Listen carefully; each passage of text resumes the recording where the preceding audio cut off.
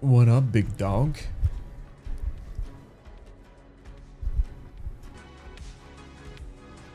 Oh.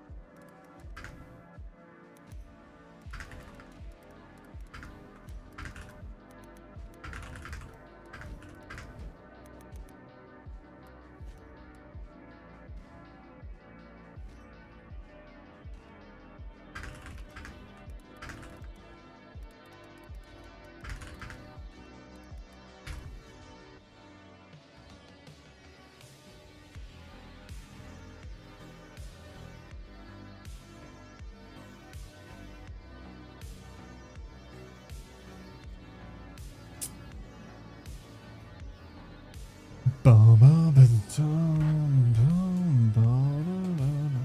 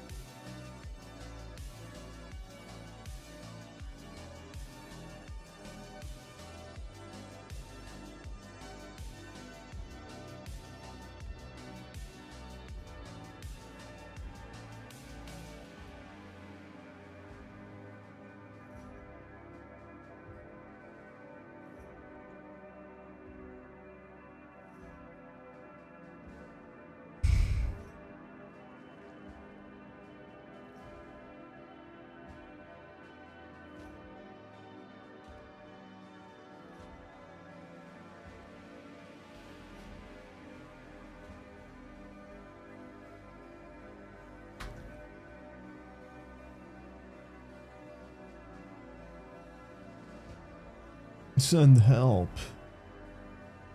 Not for me though, because your ass is going to the hospital.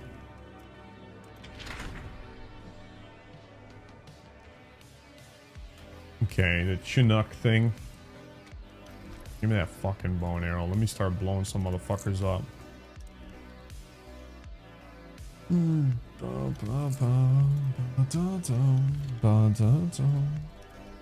Give me that dum-dum, dude.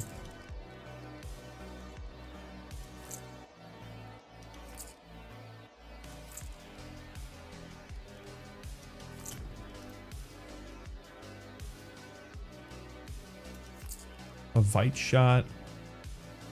A Stammy boy. A Granada. And a Dino. Give me that. Give me determination.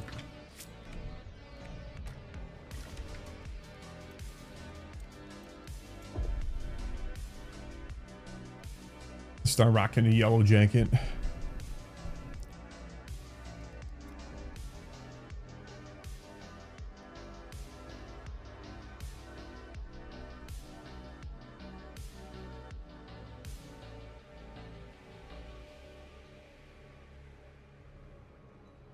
Okay.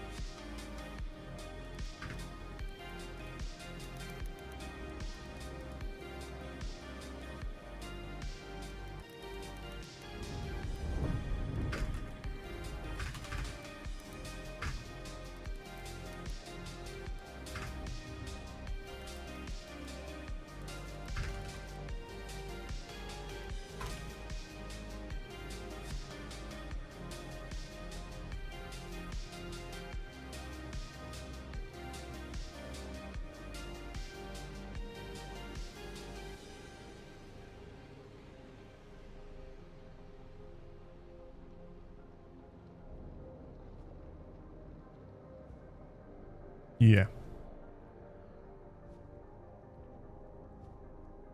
The Zomboid experience.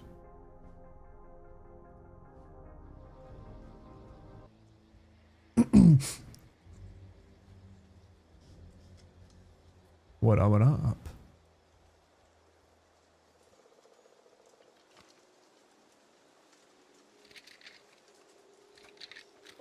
What's happening? Doing stuff. How are ya? How are ya? Oh, you know, we're here. Are you winning or losing tonight? First game. Oh, me too. I fucking hate this map too. Yay me.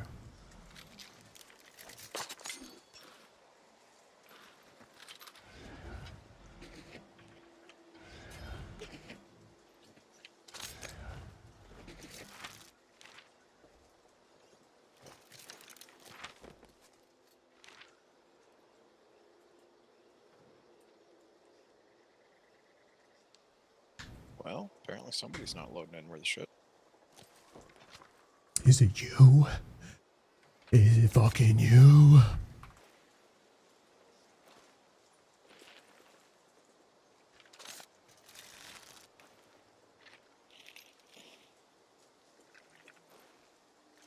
Dude brought the trip mines. He's gonna blow us all up. Can't wait, dude. I fucking can't wait.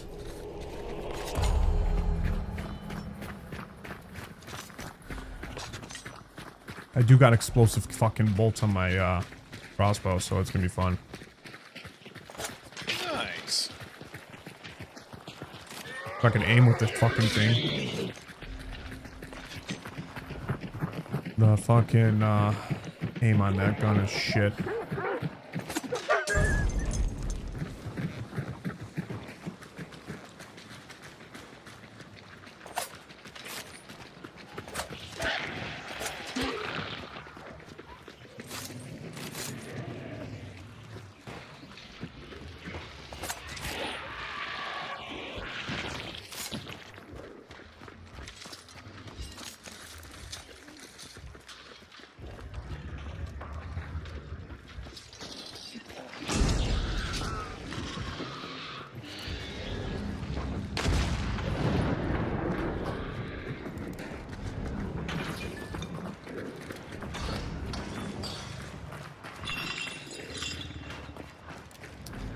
Fuck you get in here.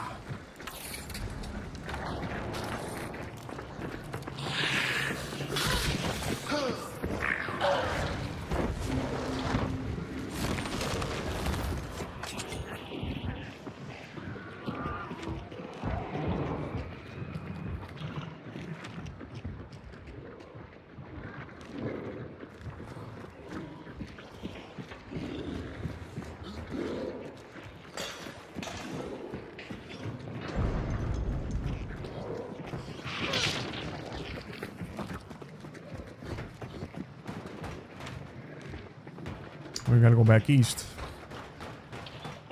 Where we came from.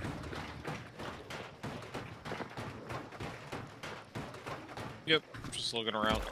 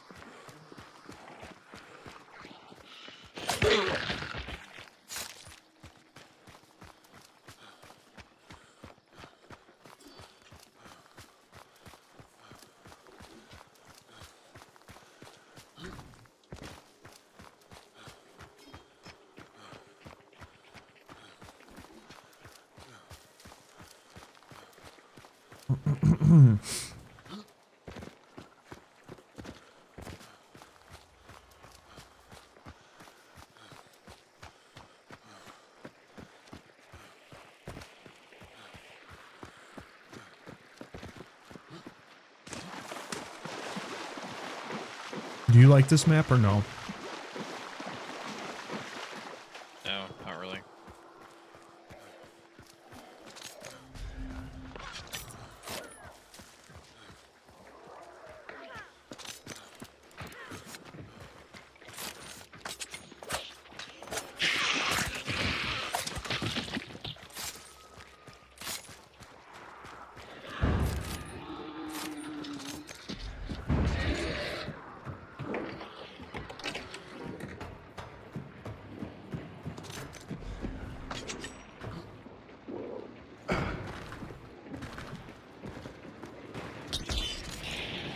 Got something there?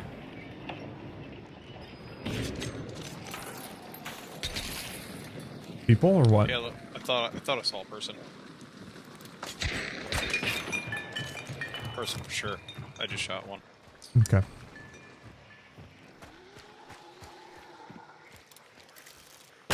Yep, he's right behind the gravel fucking rock.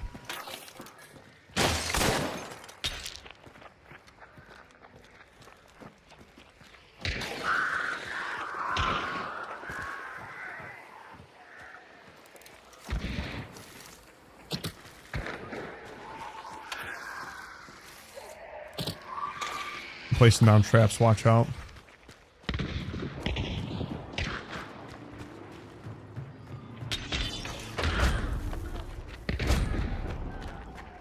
Big dog, what happened? Fucking got attacked by an NPC as the other guy was shooting the Fuck. shotgun.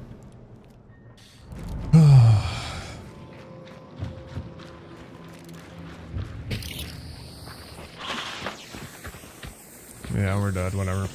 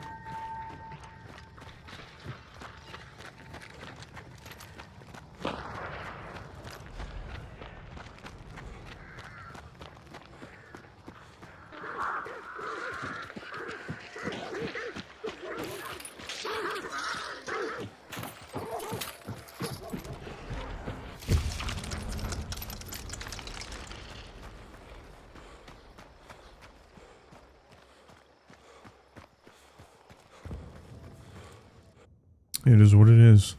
We'll use the bathroom.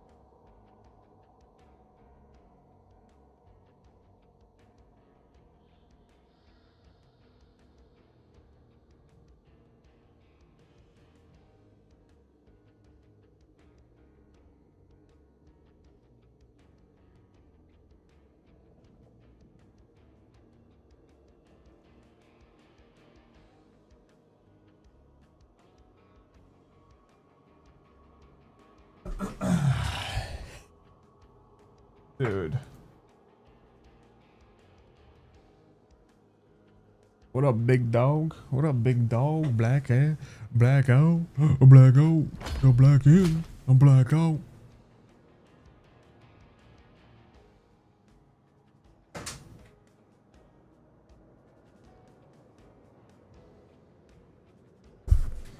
What's up, man? I haven't talked to you in a couple days. How was your fourth? How was your fourth, brother? Oh boy. Okay. Oh fuck. Okay. What do we got here? We got that fucking event points. Battle pass. Almost had 20, about 100 left. That's not bad. What's this? Crag. Rival and that. Okay, that's not that bad.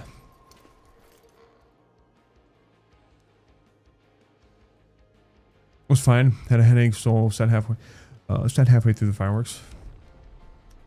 Did you light off any, or did you not light off any?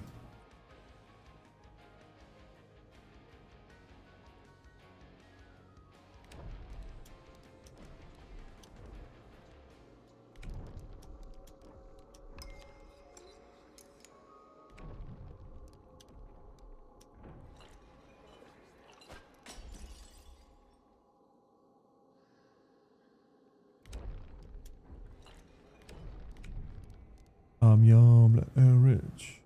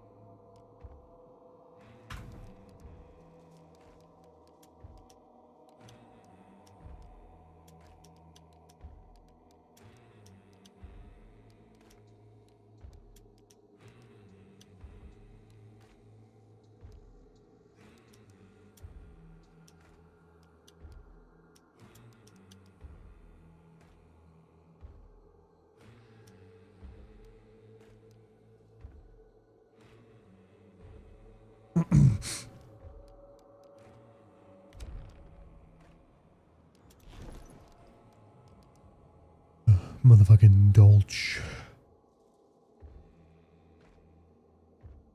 But I don't know.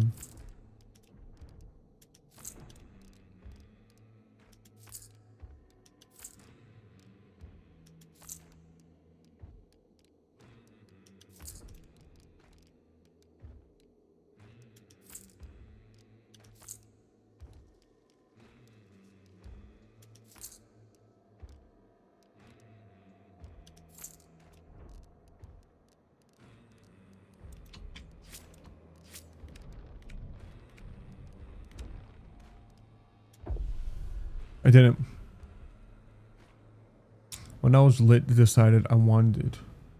One that was lit decided it wanted to fire two directions. One towards the back of the house and one across the street into some trees. Fuck, man.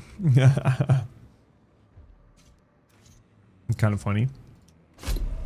Fucking dodging rockets and shit. Grilled chicken strips. Why does this packaging look like I just discovered a location of Fallout 4? Alright, so you got some God Empress wearing gold and a big ass coat. Fair character, nice. Upgraded the fridge. You made the fridge a little bigger. And you see that? Where's Muhammad? Oh man, that Diddy fucking picture you sent me, that was hilarious too. Dude, the fucking pirate software bullshit that's been going on with him and Stop Killing Games, the drama is just like, what the fuck? And you got a little personal turret pack. That's wild with whatever he's fucking claiming. I don't know the whole story, but I kind of got the gist of it through watching Moist Critical's video. Which is crazy, but whatever. Whatever, they got their votes, or they got their the amount of signups for that shit in Europe. So it's gonna pass through, and they're gonna have to push it towards wherever it goes next.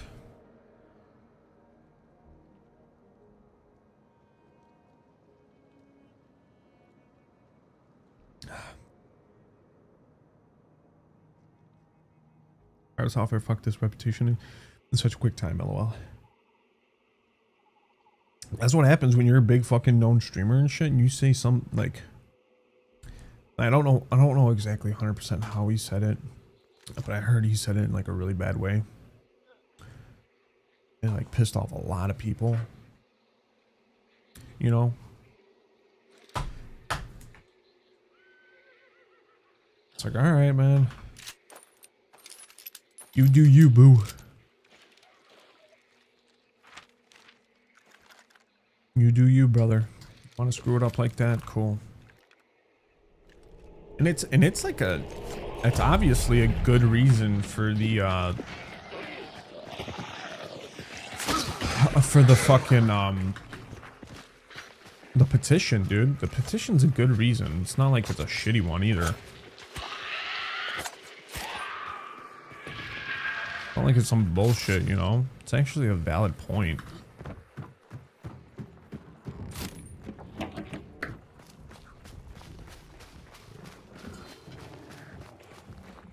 Like fucking, what was it? That was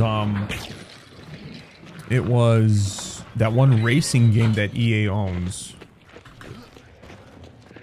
That racing game that EA owns. That was open world. Not like it was like Need for Speed, but it wasn't called Need for Speed, I think. That was on it was on a online access server that you needed to have online,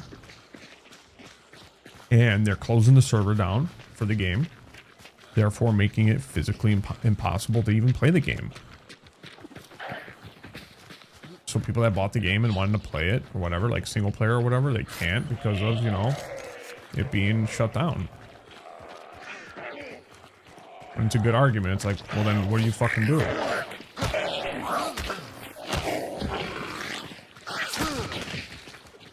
Like, what do you do, dude? You bought the game. Now the game's not supported.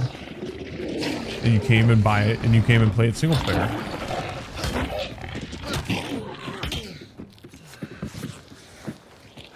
Which sucks.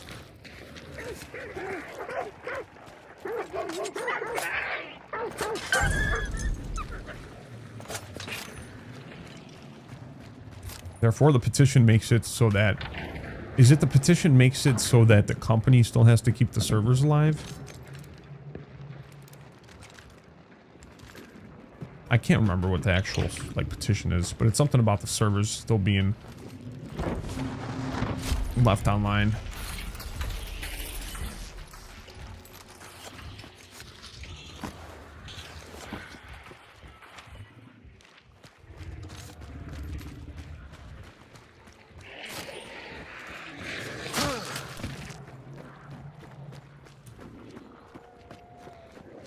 Dude ran his mouth with far too much needed and treated people like they were retarded. Just about every explanation he threw squares like people are too stupid to know what he's saying. Even the most of the time he doesn't know what he's talking about.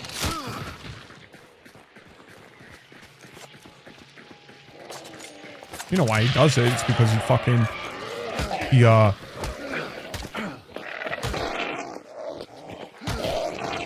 He does it because he...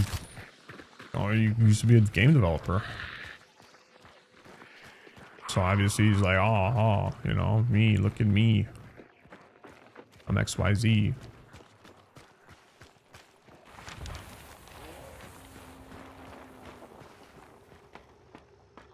Which is whatever.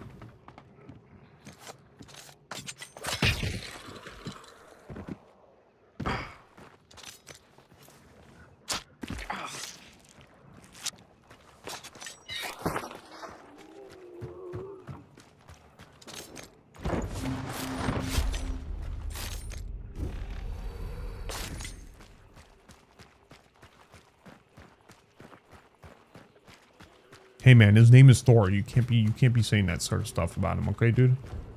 Better watch out what you're saying. He will smite you.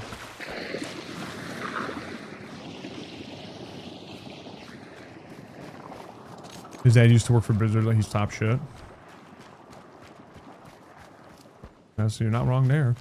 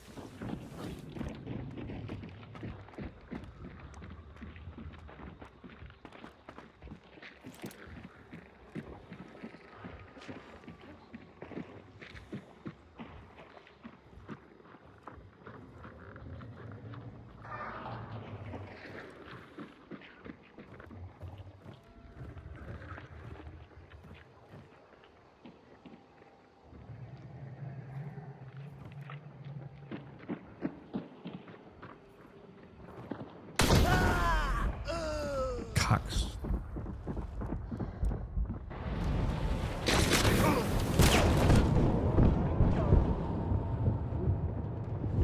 They're by the boat end by my body.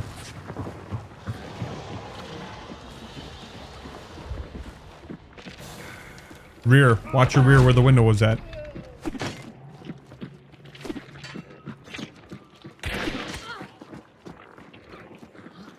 Nice throw. Nice trade.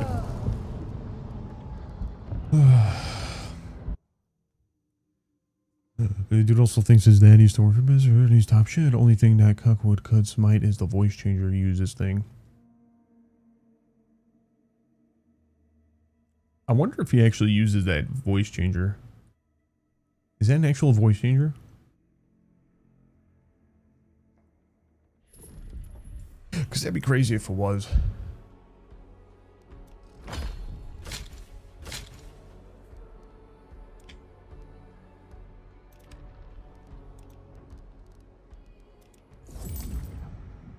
You've seen his real voice? No way. Is it recorded anywhere? I'm kind of curious now. Oh, now you got me curious. Oh boy.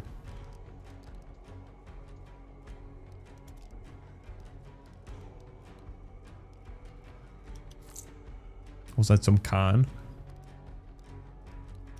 Oh, no, I gotta really fucking look into it. I gotta look into it now. Give me a minute.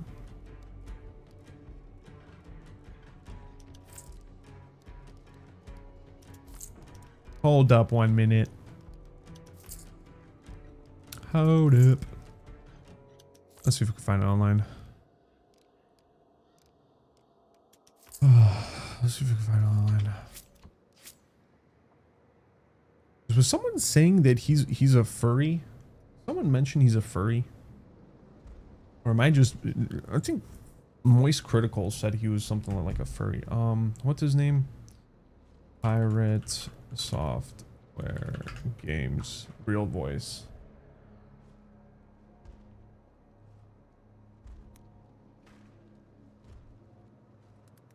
There we go.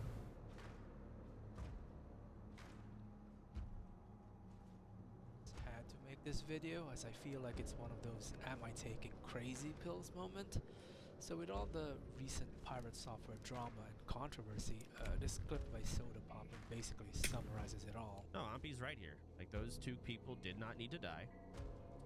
Pirate absolutely could have saved them if he played his class to a basic level, which he knew he claims to know how to do. I've seen clips and I've heard it. He claims he knows how to do. Clearly could not. In the panic, and then refused to accept any responsibility on that. That's it. That's all this is. He's basically a poser whose ego's gotten so large it's close to Elon Musk's fake gamer level of ego. He's also made threats to people reacting to his roach act and then removed those clips. So I watched a few videos accusing him of using a voice changer, and I remember watching a video of him a while back claiming that he went through second puberty at 30, and I, like the gullible masses, believed him. After looking it up, it turns out he actually does use a voice changer. Look at the following clips here. Went back to the doctor. Doctor's like, hey, sometimes in your early 30s, your voice can change as a man, and it's effectively second puberty. Now, that was his voice evolution video claim that he uploaded on December 5, 2023 on his channel. Notice how deep his voice is. Now, compare it to this video. This video is a more recent IRL real-life interview with Extra Emily on February 18, 2024. Take note that this was after the previous video and its claims, so there's no way his voice switches back to the way it used to be before his so-called second puberty. Yeah, that's correct. Software and game development's finally a category in Twitch, and now it's up here at the Streamer Awards. Went back to the doctor. Doctor's like, hey, sometimes in your early 30s. So a lot of what I actually do on stream is trying to get other people into the gaming industry, because it's so hard Went back to the doctor. Doctor's like, hey, to enter the gaming industry. It's so hard to get advice of, you know, what can I do to go make games? So it sounds like he just did some voice training and uses a voice changer when he streams, right? He sounds like he's training to achieve the deeper voice there. You're hearing this, right? Now, the following video is from Open Sauce, uploaded on January 8, 2025, so much more recent. This is another IRL on stage where he is sitting down. So I went and started making an indie game called Heartbound, and we did a Kickstarter. It got 385% funded. went back to the doctor. Doctor's like, hey, Thing exploded, right? And I had seen so many other Kickstarters where they like ran away with the money, and people were really upset about it. went back to the doctor. Doctor's like, hey, I wanted to be really transparent with that process, so I started. I don't know if it's a voice changer, dude. I was awful. Like, I don't know if it's a voice changer. I think it's it's not a changer. I think it's a boost in the like bass. You know what I mean? Like, it's like, you know, you're talking. You're like, okay, now we're going to go a little bit deeper and deeper and deeper. Now we're going to talk a little deeper. And he's like boosting the bass, if that makes sense. And I don't think it's a voice changer. I think it's like a boost in the fucking audio, or it's a change in the audio for sure. It's not his actual real voice. But it's a boost in his bass for sure. The second puberty. That's what's funny. Is the boss here? Please tell me the boss is here.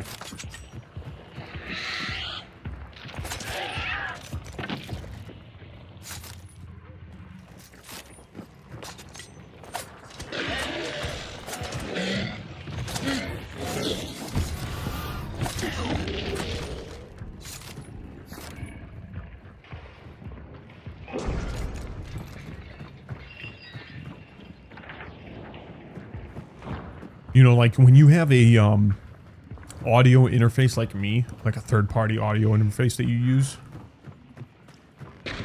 a mixer or whatever you want to call it, it's like that. It's for sure like that. It's for sure. Like you could actually mix it to the point where you could have a deeper voice.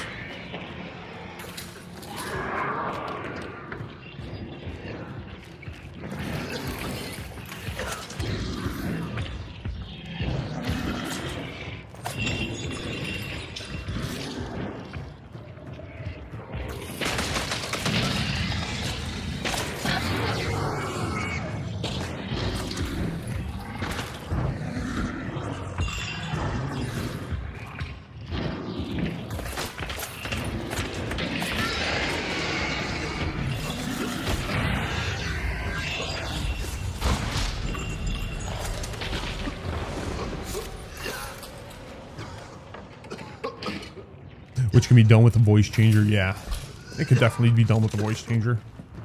I'm not saying you can't get that done with a voice changer, but like if he has an audio interface, like he's got an XLR, he has an XRL mic, you know.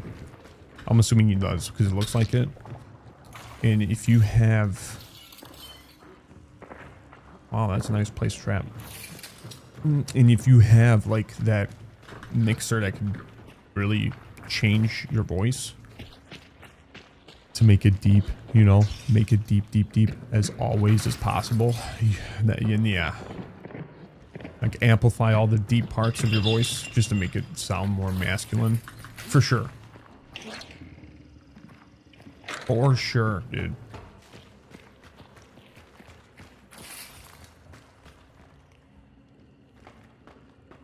It's just crazy. I'm like, I could hear the similarities in this voice. It's not 100% like straight out fucking changed. I could hear the similarities.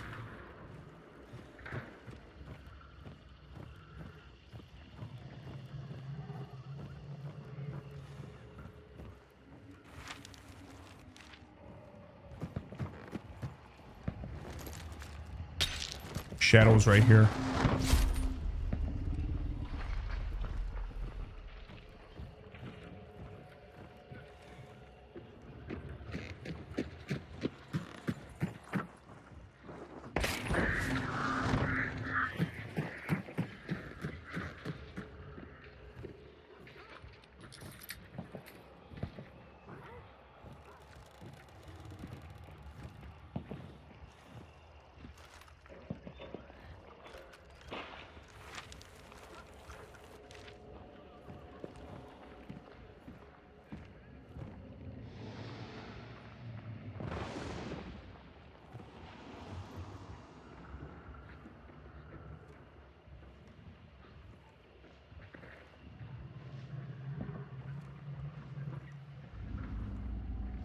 Yeah, man, he's got some wild takes, man.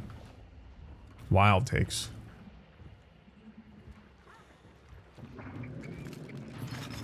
With that fucking, with that whole fucking thing.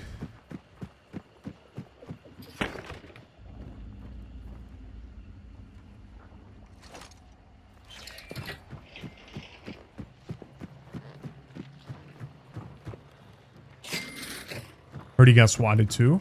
I mean, like recently because of it.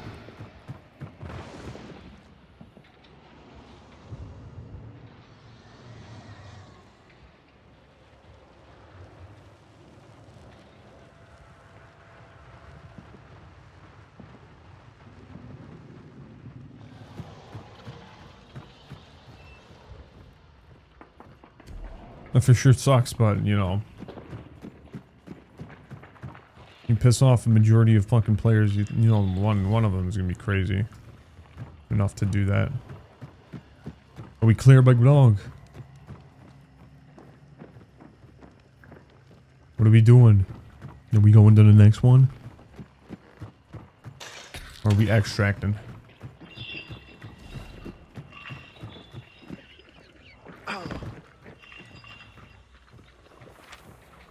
We gotta go west anyway. Yeah, someone got annoyed with his crusade against the SK. Clear? Damn it. Alright, cool.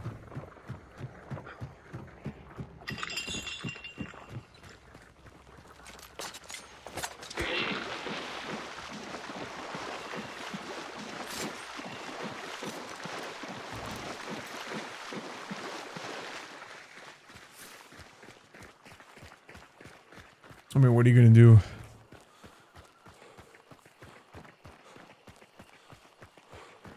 A lot of crazy fucking drama going on with streamers. It is kind of been a little wild.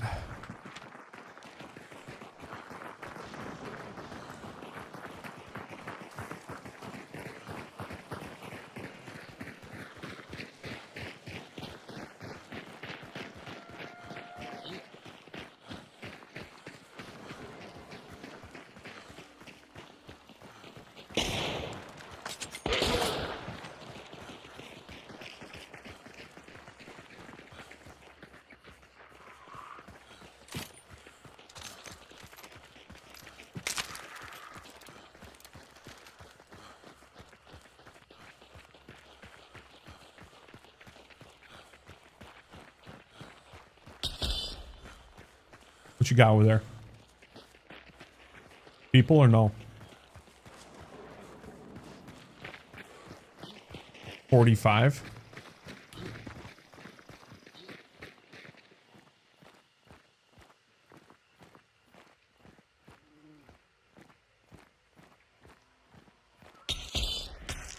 Mm-hmm. Tagged, burning. Tagged again, dead. How many more? I'm going over there just in case he reses.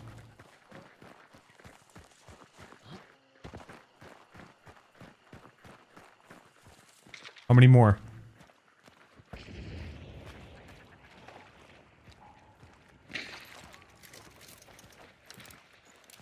You got a torch for this guy?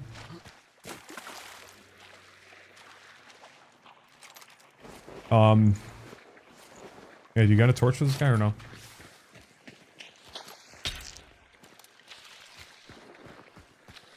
I'll start the timer.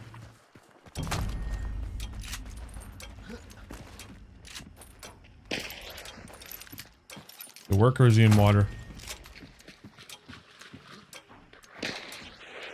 I could also put down a trap. Give me a minute. Stay on the thing.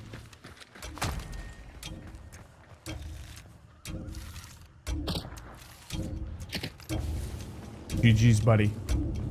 Trying to get up.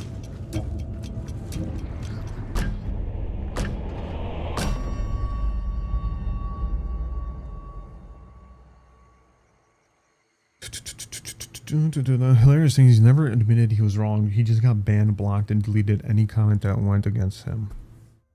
That's, yeah. That's telling you something else, dude. That's telling you that, like...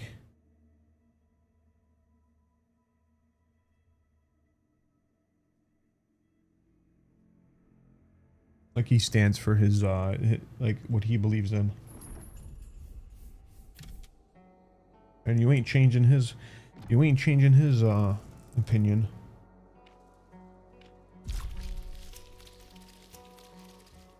Twice you proved he got swatted. I'm not believing it, dude. Is known liar. Oh, you don't believe him being swatted because he's a liar? I guess that makes sense too.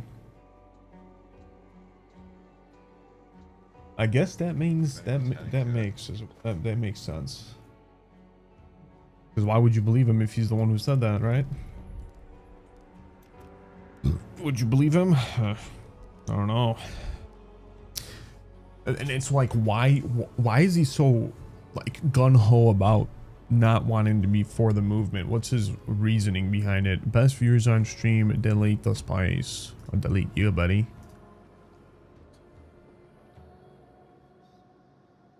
What's his reasoning about it? He's a corpo rat. He's a corpo? That makes sense.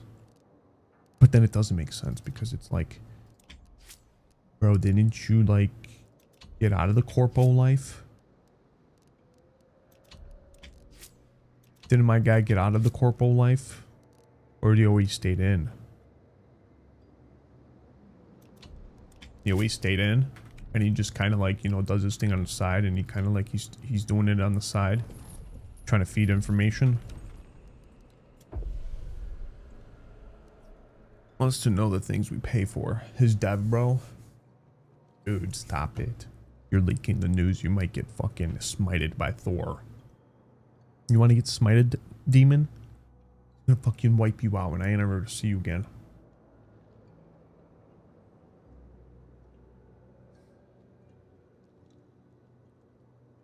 He can leave Blizzard, but Blizzard would never leave him.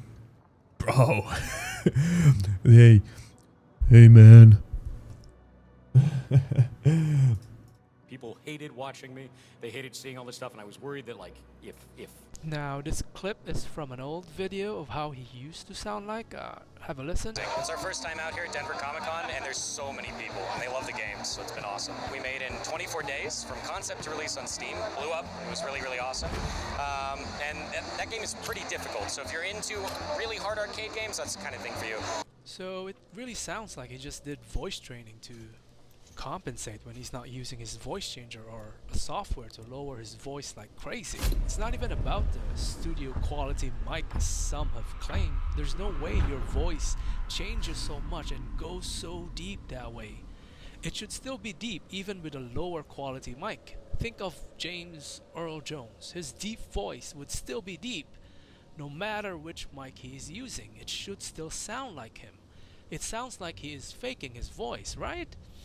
Am I missing something here? Can someone explain this to all of us? This seems Like, pretty yeah, obvious that he could be faking talking it, like this, you know, training his faking it voice all and the then time using and a just trying to voice make it as changer deep while as he possible. streams. You know, just talking like If this. so, then he is a fraud, But isn't taking, he? but There's no talking this deep in-between the whole here. time, He it is takes some lying. time and His takes voice some is so much deeper on stream. practice. It's insane. How are people defending this? And after this, I kind of understand why he's getting all this hate. The roach out memes and jokes on him. All the big mage talk about mages save lives, and at the first sign of danger he just scurries out like a roach, doesn't look back or even pretend to care about anyone else but saving his own behind. Then there's the nepotism allegations at Blizzard where his dad used to work, the arrogance he proudly displays on his streams, the abuse of his connections and the abuse of power, threatening other players with it, the bullying behavior and the god complex where he just bans a viewer for questioning him. I get it. I understand why the internet is trolling him so hard. This is the same type of Elon Musk loser type behavior. People hate these kinds of people because they abuse their positions and their power. Yeah, that is They true. have a loser type mentality. Fake it till you make it, where instead of using their wealth and position to either just be left alone or do some good, they abuse people with less resources and connections. Yep. Alright, bonus section. We're gonna be reading some users' comments on the internet. This is where you can really gauge people's thoughts on the matter. That is kind of funny, dude. It is kind of like... Chat's asking if it's my voice changer. Shut up. Yeah, what if Thor actually talks like super high pitched? What if he sounds like a gnome? This is actually my real voice all the way down here. I know it's surprising, but, you know, I have to use the voice changer to bring it up. We all know you sound like a gnome. Hey everybody, Pirate Software here. Today we're going to be having the developers over from Warframe. This is... You know, I don't... Dude, like... I think he's using, like, that whole, like, boost in the bass in his voice to make it that deep. That's what I think. That's what I think he's doing. He's doing the usage of the gnome voice. Like, he's using, like, a really... Whatever software he's using for his mixer, he's just dropping the bass. And doing a lot. It's definitely changing it, you know? Hey, this is the same spot we were at before, big dog. What's up, man? What's up? Hey, I've seen this fucking episode before. The fucking gnome voice. Dude, he's... I don't know what like his reasoning behind the whole not supporting that movement is... I don't know, man. Are you trying to just be against everything? You know? That's my thought. Just because you can. It's like he could do it just because he can.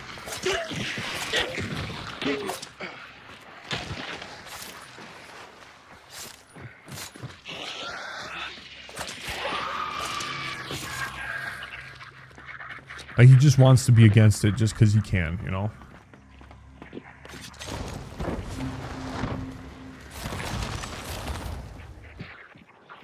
He just wants to be against it, wants to be hated.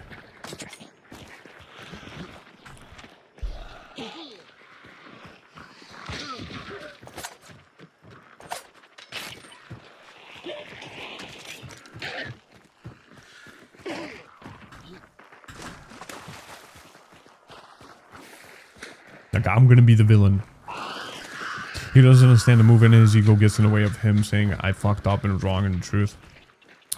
Yeah, that could be it too. If you got that type of ego and you don't want to admit the fault, then I could understand. There's nothing up here, big dog.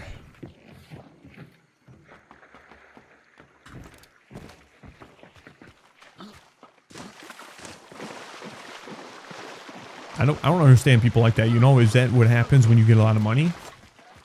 You know what I mean, Demon? Is it because you got a lot of money, you got the fame, you've done the video game designing, posting a video game, making a video game, and you're just good to... Do you know what I mean? Does everything just go out the window with, like, ego,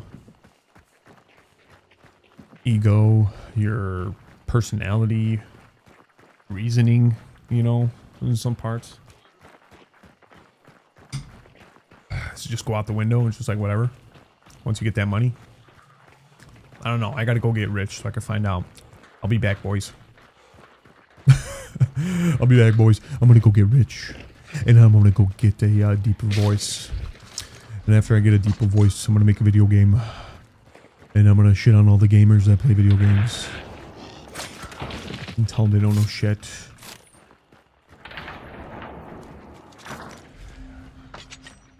You hear? The dude has a massive view. Look at the shit he pulled in WoW. I heard he wasn't even that good in WoW. What did he pull in Val? Or WoW? I'm kind of curious.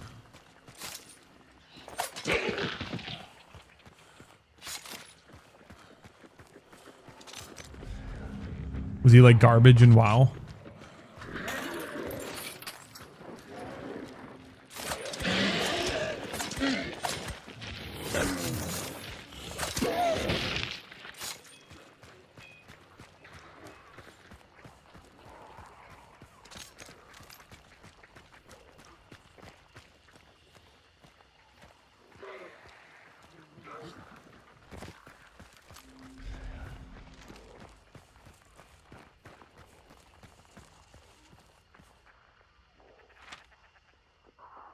Where do you want to go? Slaughterhouse, or what are you guys thinking?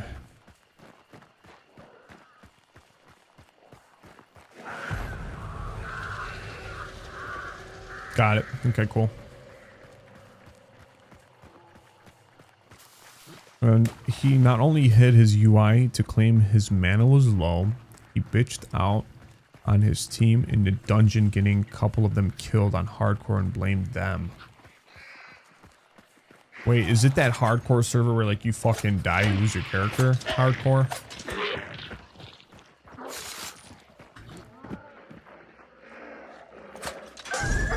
Oh shit, that's not good.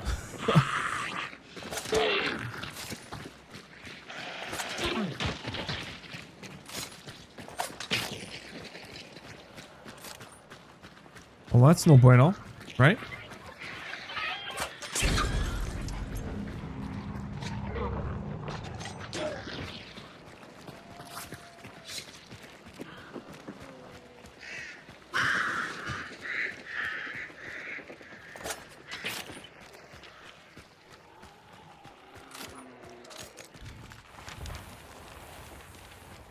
Oh, Stillwater's over here, and we're probably gonna have a close bounty next to them. Plus, we have the fucking compound here. The whole guild was nothing but streamers, so his mana was seen via other streams. No way, so he couldn't even fucking lie. And he still did? We could hit up the fucking camp. I got 6 points right now, but watch out. It might be fucking people here.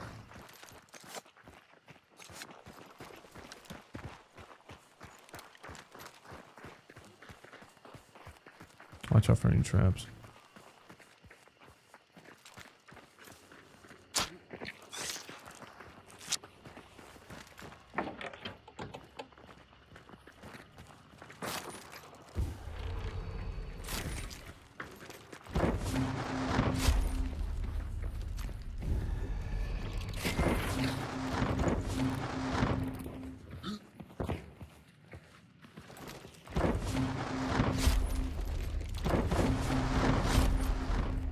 Beast face, hell yeah.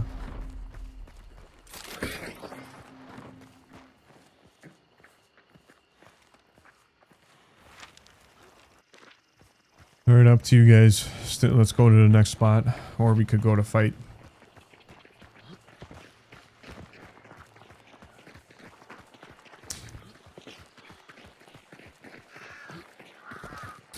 when he got forced to accept it, his fault, he doubled down and decided he did what was correct.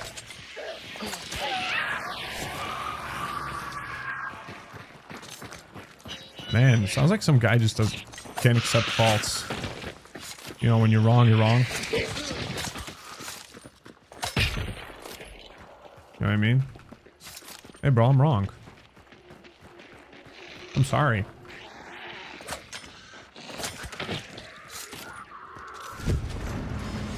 It's still white, that's good. I could throw a sticky at this big dog.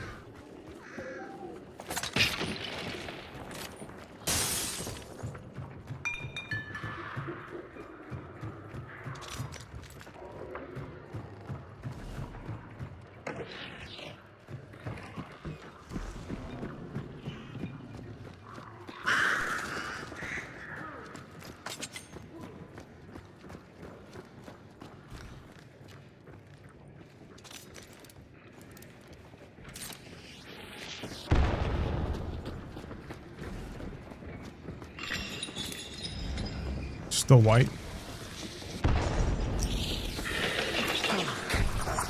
He's stuck.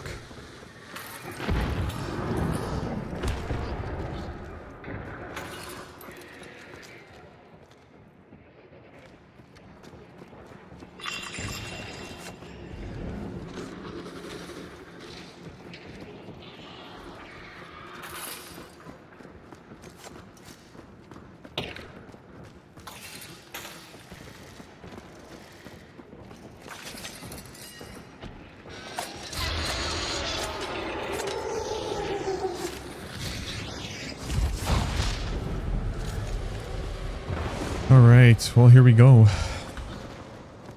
I hate this fucking underground place. We got people here.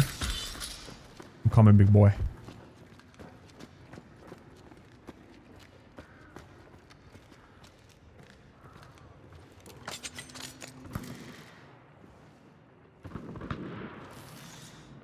I'm putting down traps over here by the entrance up here.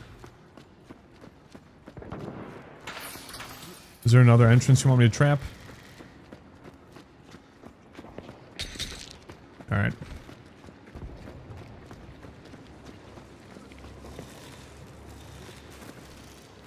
They're here, they're here. They're in that fucking place. They're up there. Watch out the barbed wire.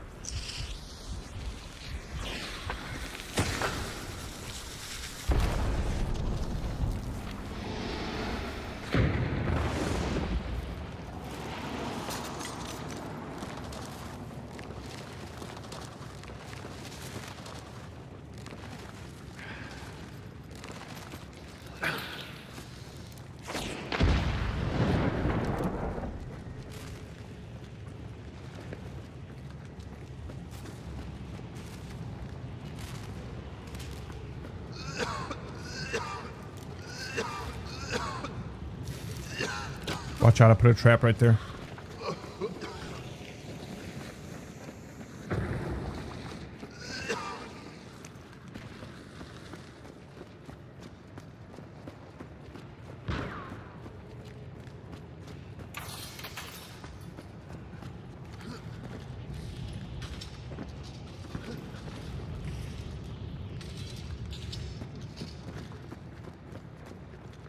Okay.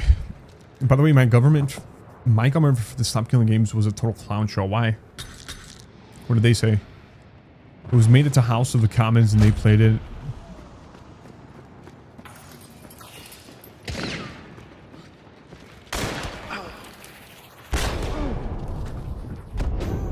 Hey, one's bleeding. Both of them are bleeding.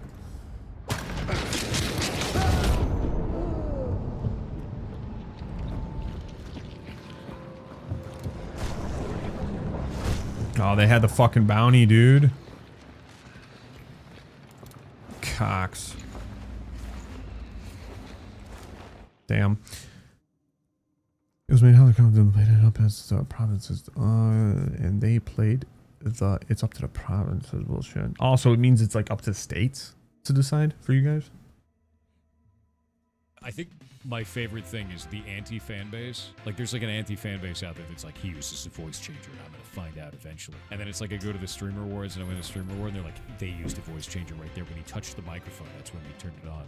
And then like I go to TwitchCon, they're like, he's also got control of that microphone. And then I like to do an in-person interview, and they're like, clearly that was a voice changer. He's got it hidden in his neck. So what I'm gonna start doing, I think, at this point, is every time like I am talking through a microphone, I'm gonna be like, and then start talking. So okay, so it's like provinces is like states for the America. Oh my god, okay. Give me that marathon, dude. I love that marathon.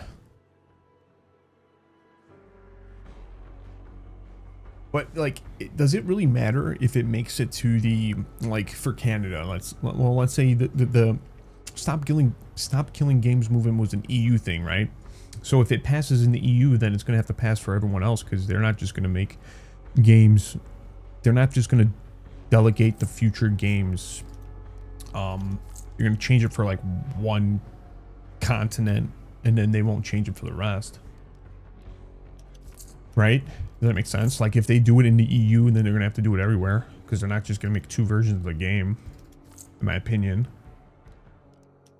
Right? Does that make sense? That's why people want it to pass there, because if it passes there, then it kind of passes everywhere.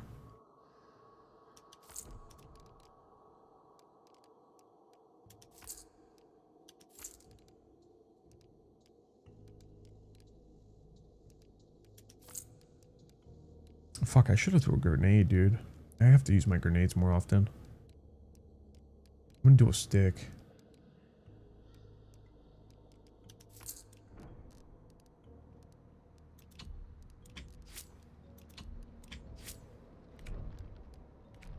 Use legit the last hope, because isn't that what happened with like loot crates and shit like that with EU? Like, some games almost changed the way they ran their loot crate system because of the way EU changed it. In terms of regions that received authority through Canada's constitution, Constitution Act gives certain exclusive powers governments with federal. Okay, it was Denmark that got the loot boxes removed. So it is going to be up to them. Okay. Hopefully hopefully they do something about it. I mean, because the whole purpose, like I was talking to Blackout, it's to keep the games that are. It's to keep the servers alive for games in the future that require servers to be up and running for the game to actually operate and play. Just like that one game, I forgot what it was called. That was a reference with the EA game, that racing game. It's like Fast and Furious, or not Fast and Furious, but is it Fast? No, not Fast and Furious. Need for Speed. One of that Need for Speed game that was all online, and because they shut down the servers for the game, the whole game is basically trash because they can't even play it at all in single player because it required like online servers to play it.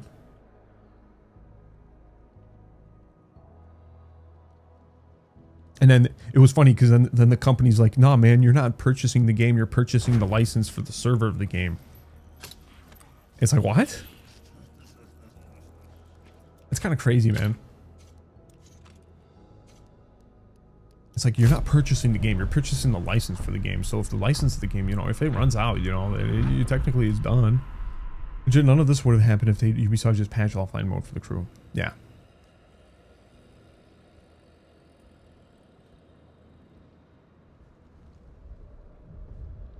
Man, it's crazy, man, what these guys are trying to do.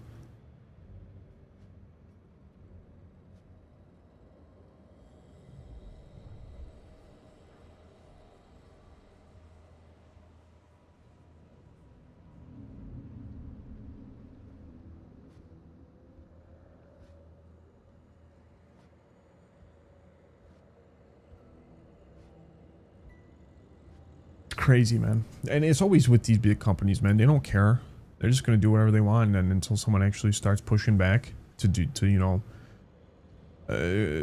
pushing back on this stuff, it's not gonna change. It's crazy, but that's kind of the truth with big companies nowadays. Not going to change unless people start pushing back on it.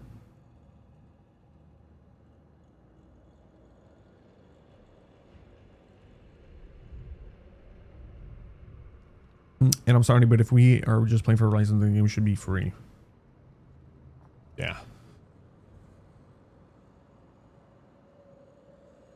Or at that point, like, if you know you're going to be, you know, as bad as it seems, like, if you're going to have to close this fucking game down and the servers down for the game and you can't play the game, then maybe just throw a fucking refund back, you know? I don't know.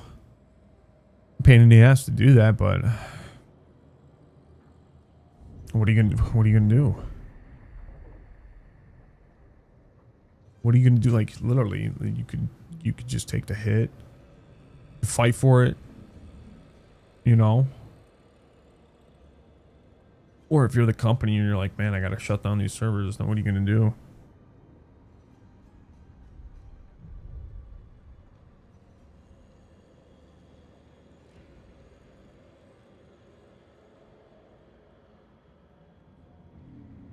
Now, does that fall into the same category for video games that are MMORPGs? That's why I like buying from GOG as much as I can, because those games I own. What do you mean? You own?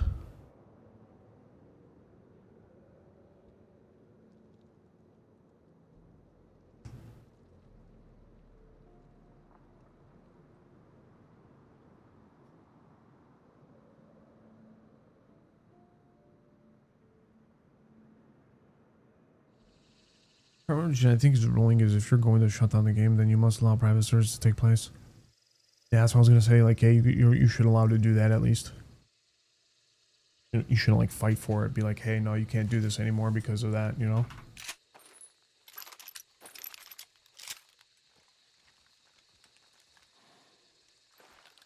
What up, big dogs? What up? You ugly mother. What up? Hopefully you've been winning. I took a break. It was time for dinner. Yeah, I don't know, dude. It's very challenging nowadays with a lot of the big companies doing whatever they want to do. Winning? Nah, hit or miss. Fair enough. Yeah, last one I lost, but the one before that I won, but who knows? And the match before dinner was good. We got Death Cheat, freaking Berserker, and So the G, when you buy a game, it gives you two versions. One where you can download it right from their store, and you can download the offline installer, meaning if you lose the internet, you could still download and play the said game. Yeah, there we go. Oh, that's smart. It's very smart. GOG is made by the company that made The Witcher, right? I want to say GOG is made by the company that makes Witcher. Which, you know, I like the Witcher company. CD Projekt Red, yeah. I already got that dumb, baby. Cause I'm dumb.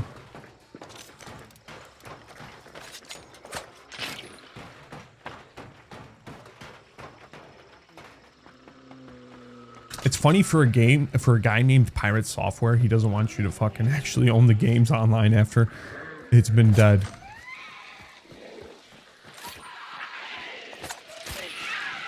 It's very funny, dude. All games released on GOG must have a DRM removed. All DRM removed. What does DRM mean?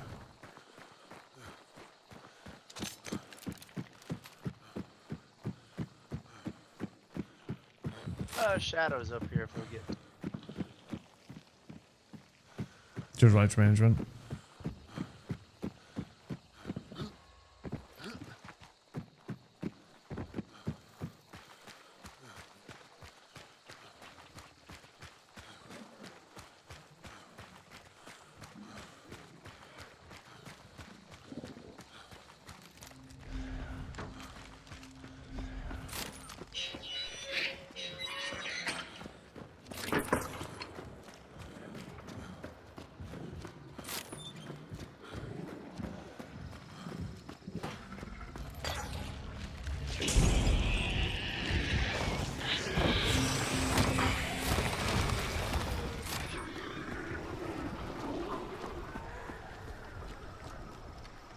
stupid shit out of those companies, you just steal the game away from you.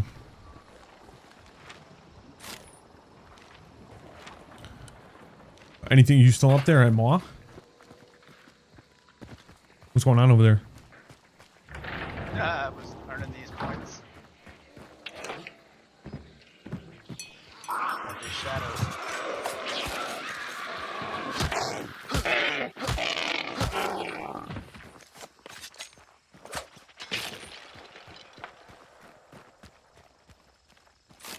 They really want to nickel and dime everything from you and make sure that they keep everything away from you whenever that's convenient from them. You know. Meet us up at Fort. Will do. It sucks, but you know, I wish I could be a game developer, and you know, maybe in the future I'll become a indie game developer. I'll be for the people. Lols. I'll be for the people.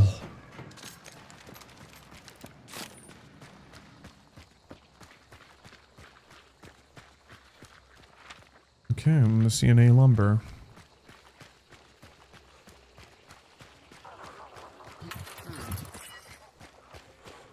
Twigs of love. I gotta do my laundry, man. Don't make me forget. I gotta do my fucking laundry.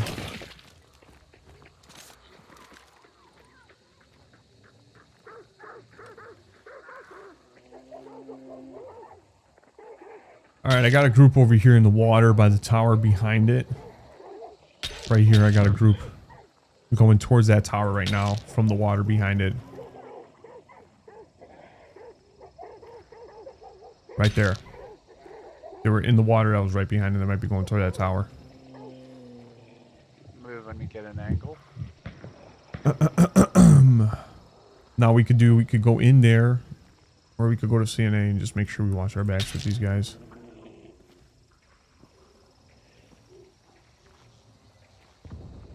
Okay, so they're not... Are they back in the water? Yeah, they're back in the water, and they're going that way. They're going right from over there. Okay.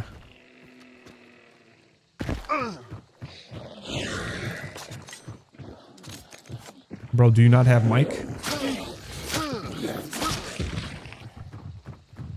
I assume you're talking about third man. Oh wow, he's totally separated from you.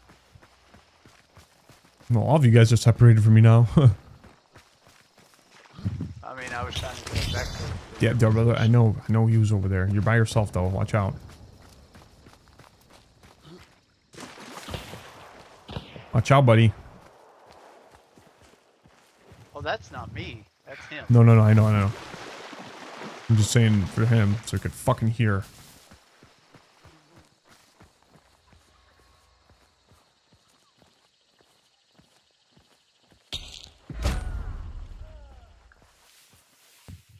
Like Bow and arrow.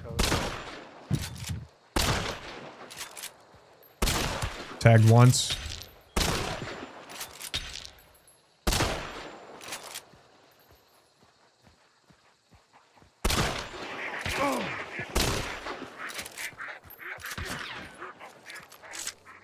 Just watch out. I'm going to keep aggroing and you try to flank, alright? Yeah, I'm working on it.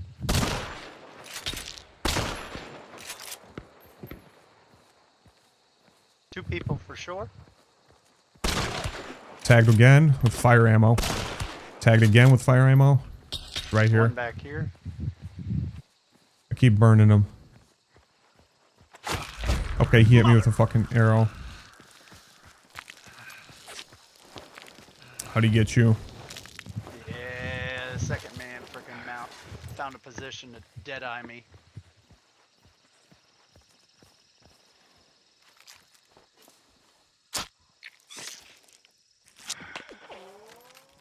Damn. Come on, big dog.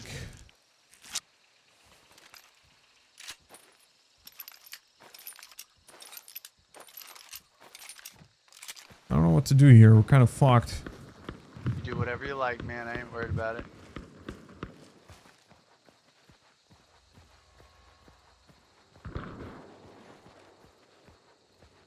Okay, so I do see this guy over here. Wonder if I could go and fucking... That tier 1 Asian skin's got the Deadeye Vandal. One with the yellow coat has the bow. Gotta Not rotate sure towards you. Emperor, but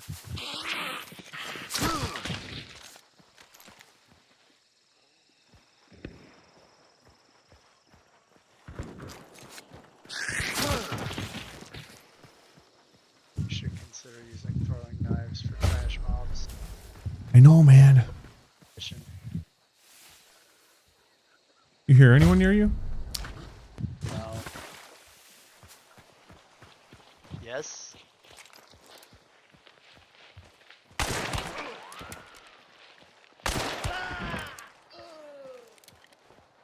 Are we playing these boys? Remember, tier 1 Asian.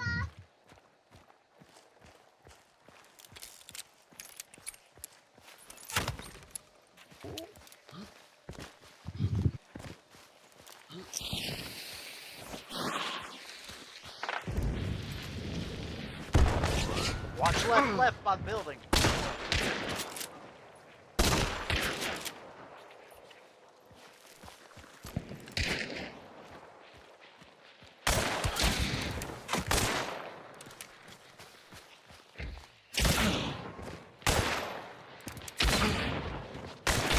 Fucker.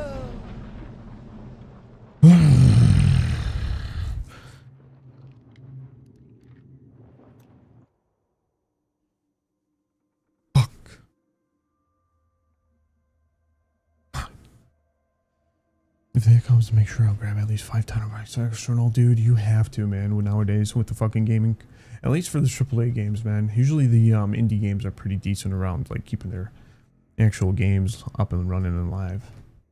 You know what I mean?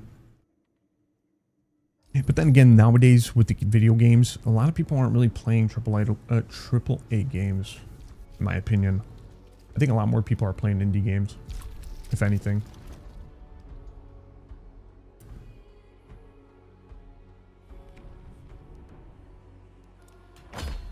More than anything, I think people are playing more AAA or not in more indie games, just because of the way the just because of the past practice of the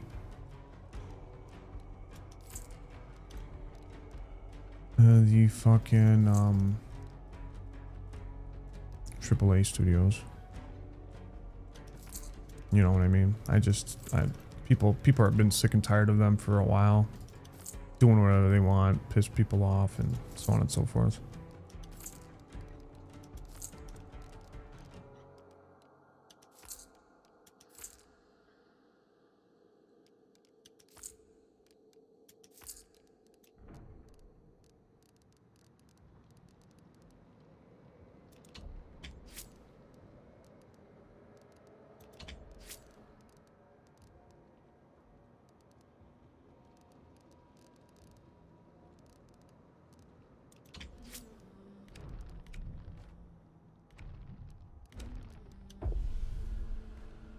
Heart and soul in them? Yep.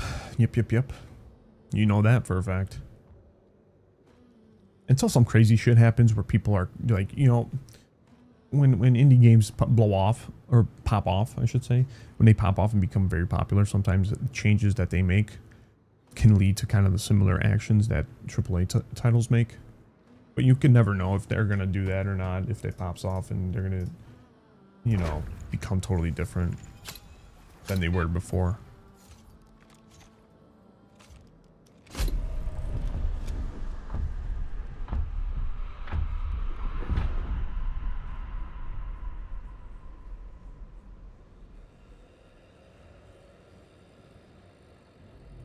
Have you been playing any cool games recently, Demon?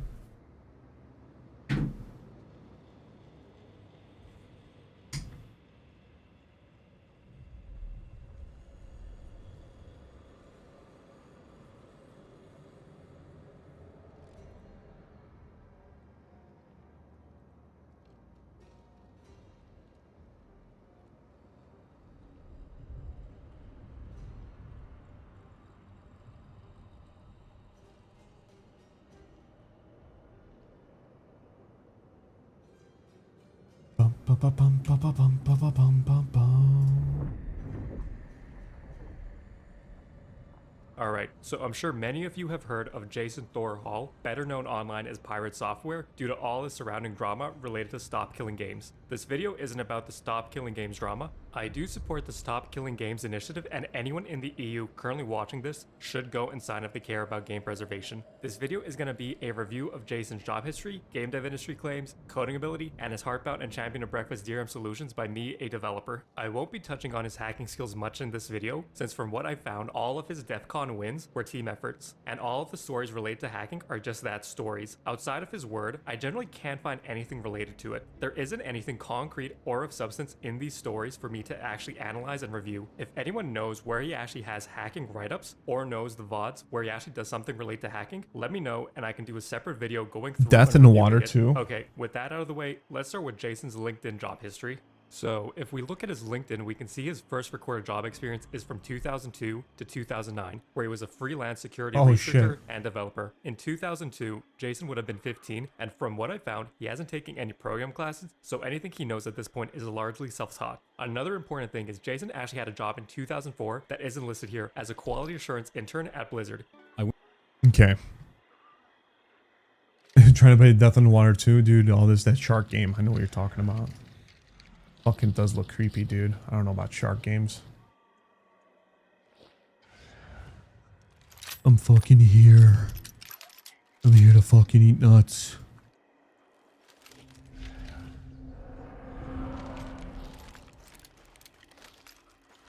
Give them to me. You scream. I need your fucking outfit, dude. I need to purchase it because it's so fucking dope.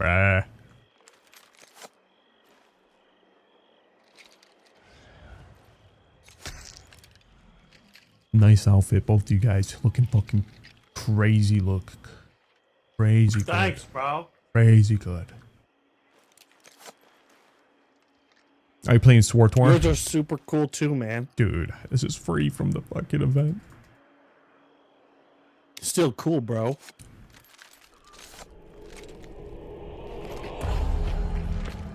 Are we playing on this fucking map? I like the dark maps. It's really nice. Especially for you, dude. Playing SWTOR. Man, SWTOR. What a fucking game. I wish I had the time to play MMORPGs. You know, I know you a big MMORPG fan boy at heart, so.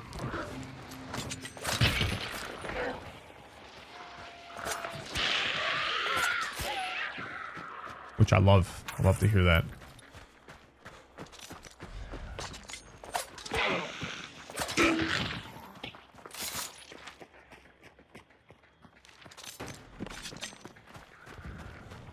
Ooh, explosion south of us.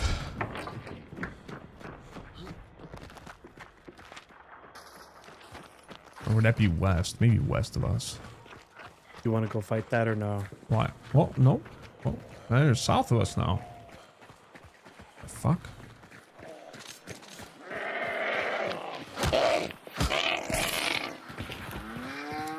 Fucking crows.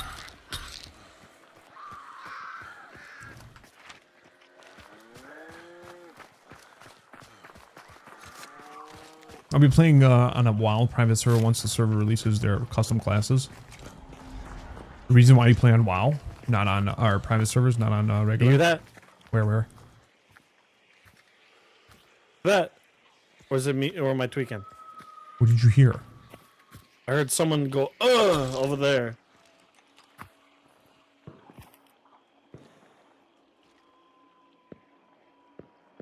Like someone's meleeing.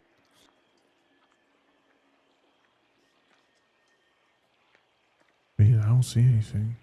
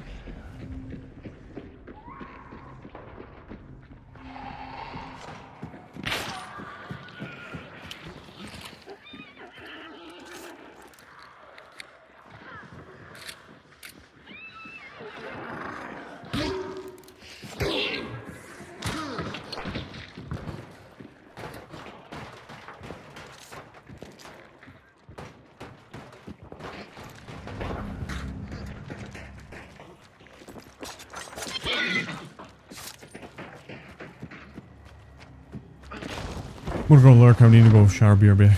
Cool, brother. See you when I see you.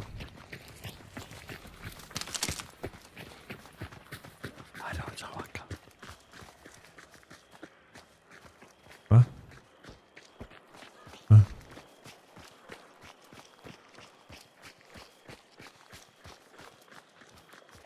Water?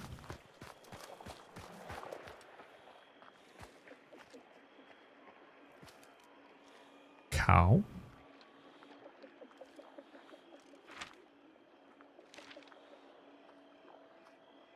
Where do you want to go?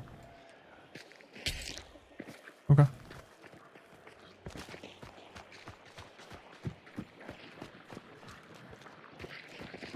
I hate this.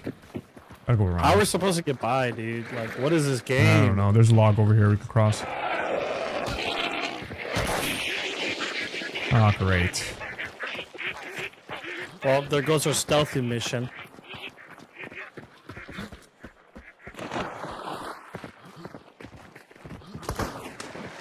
What was that? Well, what was that about?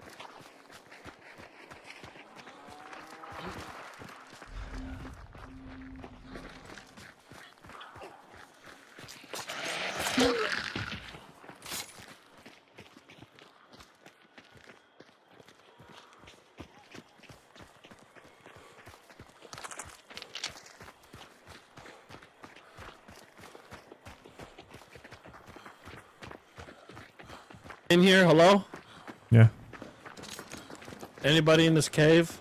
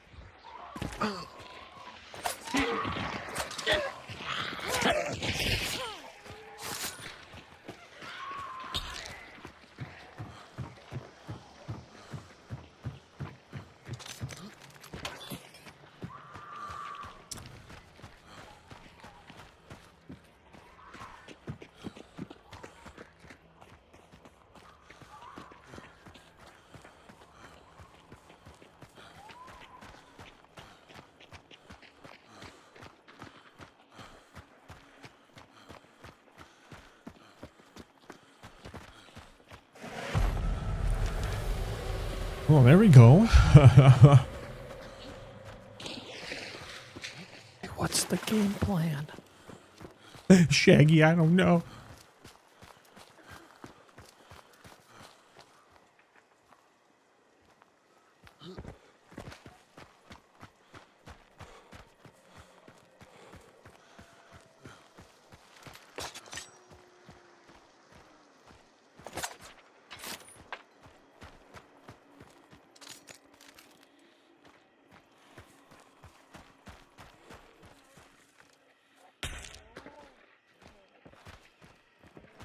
They got a suppressor. Lovely. Crows? I just heard fucking crows. I heard shots. There we go. So we're going third party, maybe. Jump in. Jump in. Uh-oh.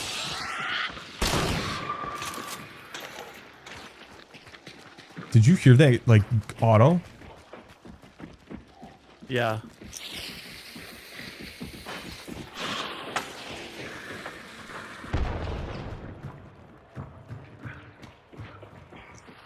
They're getting hit by the bugs. Good.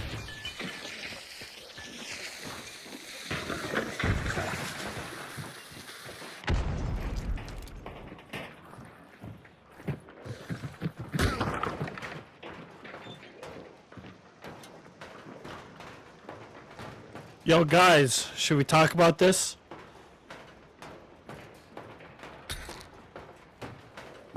Silent type, I see.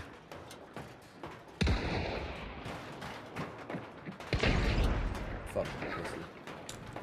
Oh, there we go. Now we got some talking. Come on, pussy. Come on in.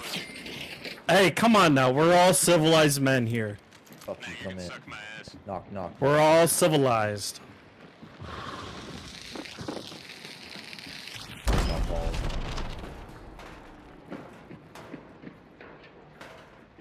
I'm gonna put this fold of dick in your fold of booty. Hot, good one.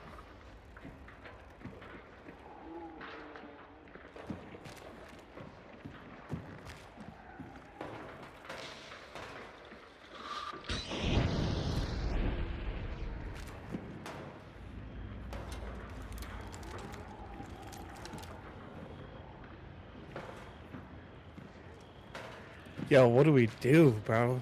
They're cocky. I like that. But is it a two-man? Is it a separate team? I think Dude, are you it's. fucking scared? I think it's more than a 2-man. I think it's 3. I should ask. Is there Yo, one I'm team? just trying to. Holy shit! Where did you just die from? Uh-oh. You got shit on? I don't even know. It was Incendiary Lamat. I think it was another team. I told your ass. Oh, I fell damage. Fall damage died. I didn't even know there was a fucking ladder there. We're being Please sandwiched. don't die, bro. We gotta win this, bro. Please just play your life. Play your life. I fell from there. Watch out. Go for the fallen res.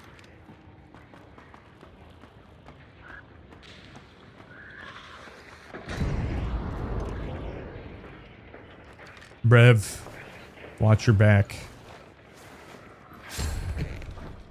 Good res, good res. Does anybody have necro? Now we got motherfuckers above us. Yeah, they're around my body. They're looting my body right now. They're burning it. Oh my.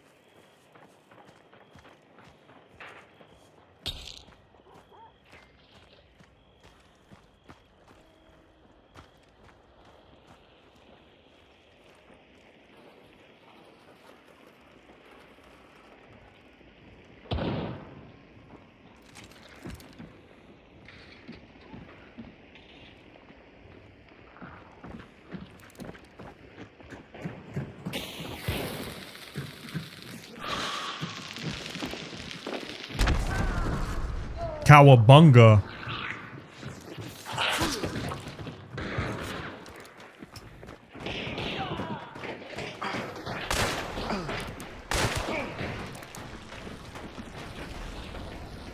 Watch you. He's in there. He's probably resin. Nice. Get up, big dick.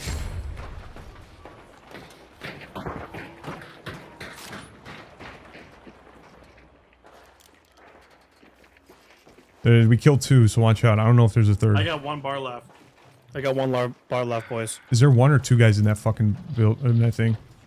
I want to say 2 more, but let's just. No, the separate team. There's 2 dead. Oh, there's 1 dead up here.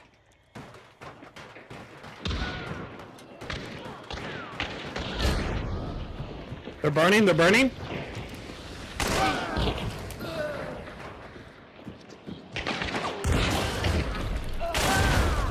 Wow. Fuck.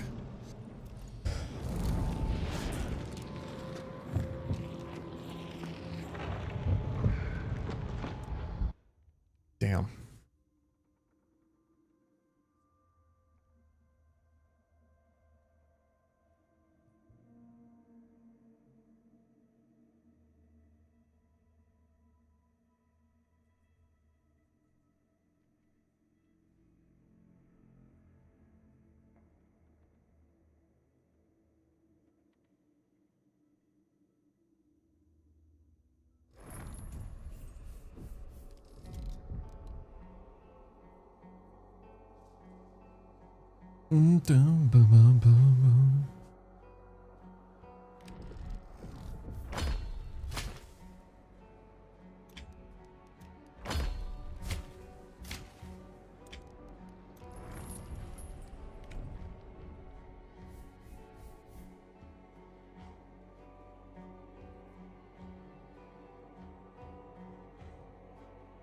Back. Welcome back from the shower, my friend. Welcome back from the shower, my dog. Welcome back. Welcome back. Welcome, welcome, welcome, my friend. 'Cause you're the man with the plan.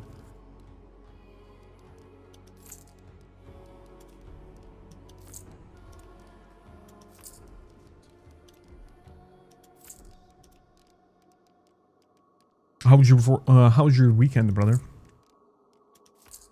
How you been? How you been over the weekend? How's everything been with you?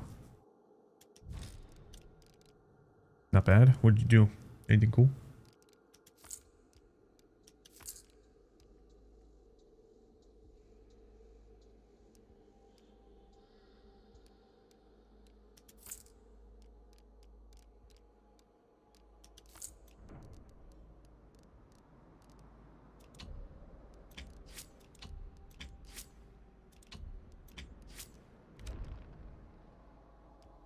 Just gamed. Nice. Nice little walk at the dog park. With the doggo. With the doggo. Love it.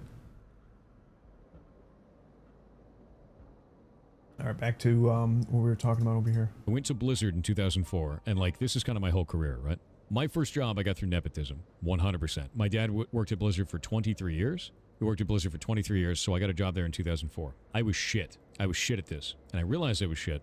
Also, I think it's important that we talk about his dad for a second. Jason says his dad just worked at Blizzard, but that's grossly understating his dad's role and history at Blizzard. Jason's dad is Joey Ray Hall, and from a Reddit AMA his dad held, we can see the following. Joey Ray joined Silicon and Synapses in 1991. Now, you might be asking what's Silicon and Synapses, and what does this have to do with Blizzard in his post? Well, in 1991, Blizzard didn't exist yet. Silicon and Synapses was the original company name, and 1991 was the year it was founded. Joey Ray joined Blizzard before it was Blizzard, and when he joined, there were less than 10 people in total at the company. He wasn't some random Blizzard employee. He was one of the earliest hires at the company. Over his 23 years, he did all sorts of work, and was the one that founded the cinematic team, led the machinima team, the video and post-production team, and the esports live broadcast team, plus being responsible for all the video content for every BlizzCon between 2005 to 2014. Plus, he led the team that made the famous South Park World of Warcraft episode, and the inspiration. No shit. Okay.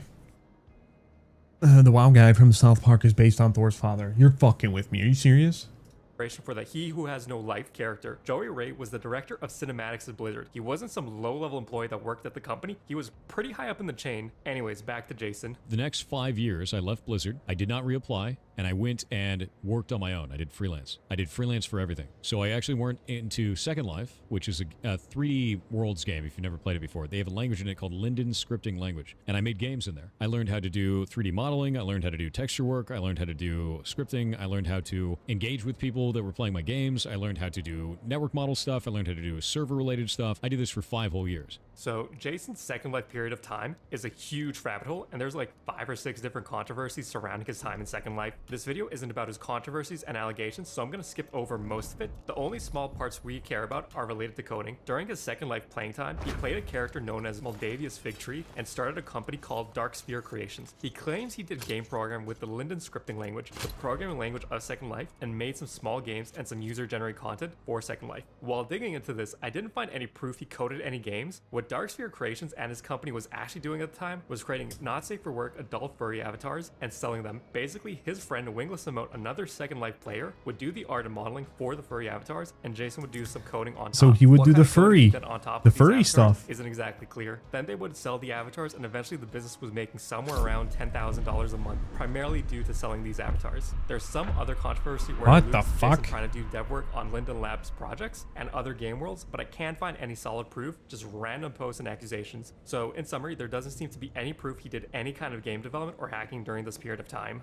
Let's get back to Jason. Then I came back to Blizzard in 2009 and I applied. Not having his help in any way, I got the job. Okay, the timeline here starts matching up with his LinkedIn. After his little detour with Darksphere Creations and working for himself, Jason now has an actual full-time job at Blizzard in 2009. This is his first official full-time job at Blizzard, and he is once again a quality assurance analyst. Jason claims he got into the company on his own merits this time, but I find that a bit hard to believe at face value. In 2004, he said he was terrible at his QA role, and that's why he quit. I searched to see if he studied anything IT related in high school or in college or during the time gap, and I found this from his subreddit. Jason did spend some time in college studying to be an entomologist with a specialization in ants. He dropped out of college without ever finishing his studies, and it doesn't seem like he ever took any IT related courses during this time here. During that 5-year gap between 2004 and 2009, the only experience he said in the clip from earlier was his Second Life programming, and well, that wasn't exactly quality assurance or hacking or development work. Plus, No, while applying the Farees, in 2009, no. on his resume he would probably have had, or Blizzard itself would have had a record he worked there previously as a QA. So that would make applying a second time for a similar position easier. His dad, once again, was a pretty high person in the company, and some people might remember Jason being Joey Ray's son from before. It's not impossible he got in on his own merits, just a bit hard to believe considering he doesn't have experience with any real program languages at this point, and he doesn't have any degrees or certificates. Okay, back to his LinkedIn and his job. So he held the role for 3 years and 2 months, and once again this was his quality assurance role. One thing Jason often does is he claims all QA are developers. First, as someone that has worked QA myself, this isn't true. I'm not saying QA aren't important, but the majority of QA generally are non-technical, and only a small portion are. And most of the No shit. So he's just bullshitting, maybe. Dude's fucking whatchamacallit, Second Life, dude. He was doing Second Life stuff. That's funny. Hey, what up, big dogs? My boys. Yeah. Good. Yeah, dude. Well, Demon, maybe you want to fucking get into coding and learn how to code. Make your own video game. Let's see what's going on here.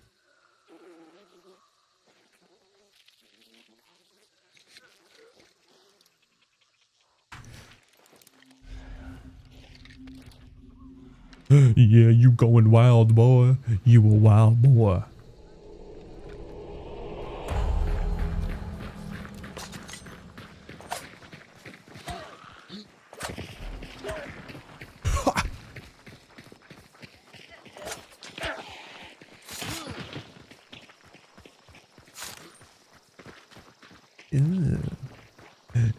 Brother, what is that? Brother, what? Brother.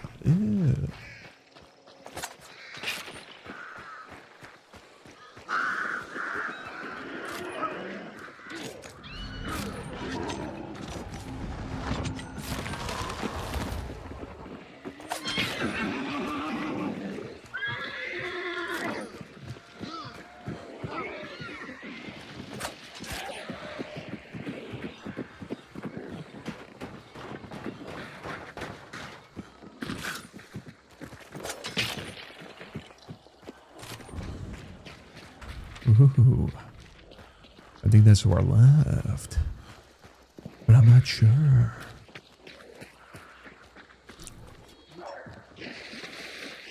Do you ever think about doing coding or anything like that, Demon? Or learning a language?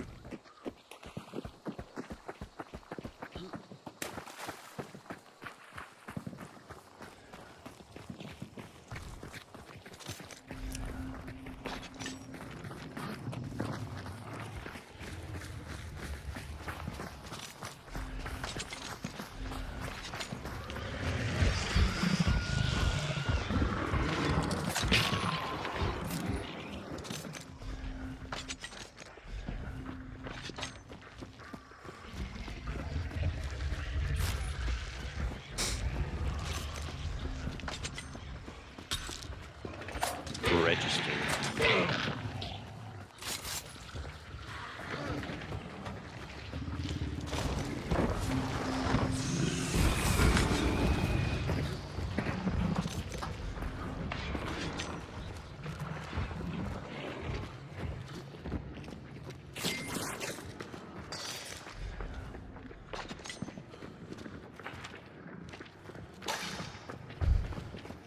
brother.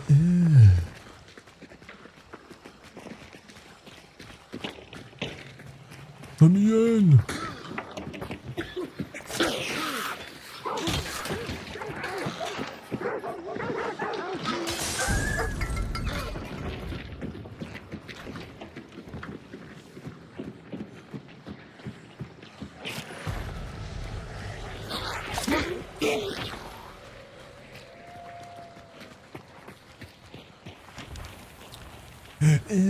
Brother.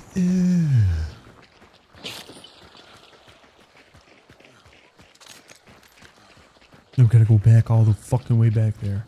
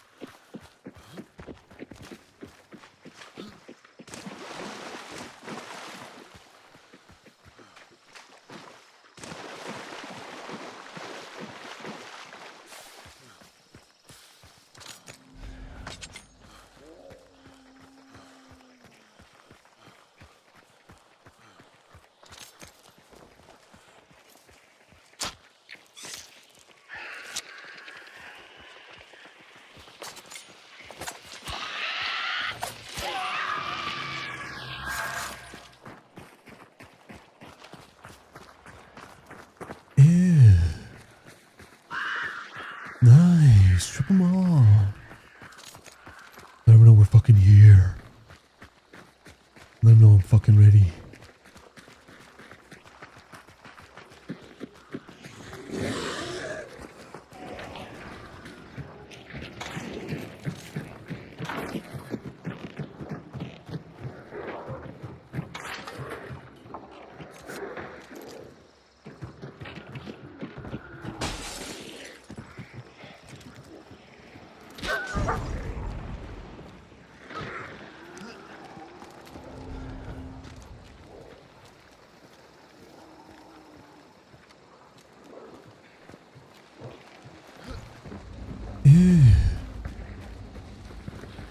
Hey, watch out for the team behind us, big dogs.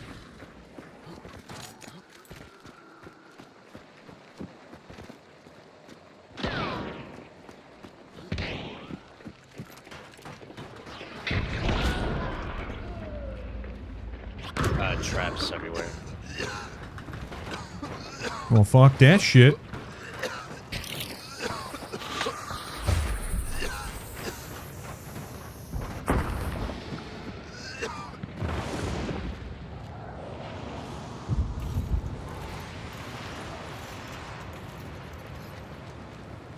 This guy just bum rushed him and fucking left. That's fucking prime right there. So, worried about the team that's gonna sandwich us. I think we honestly, like, fall the fuck back and wait for the other team. Right here on my marker behind the box. They're fucking coming behind me. We gotta get the fuck out of here because they're coming from the north.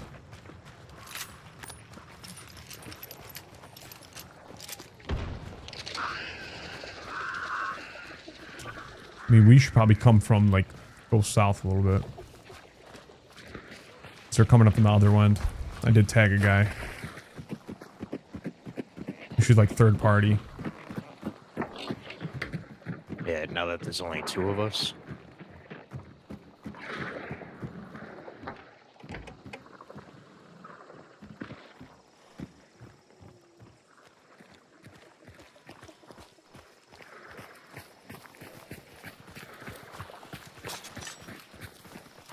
I'm gonna kill these hives. Give me a minute.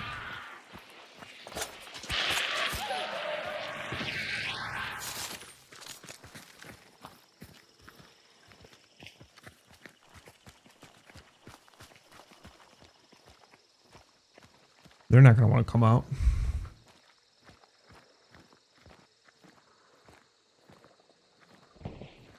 Yeah, that guy's fucking east.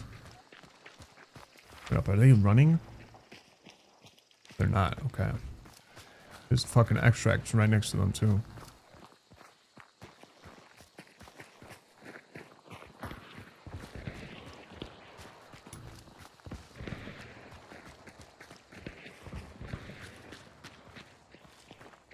Yeah, the guy was over here by the carts. I tagged him right here at these. Watch out. Just triggered ducks.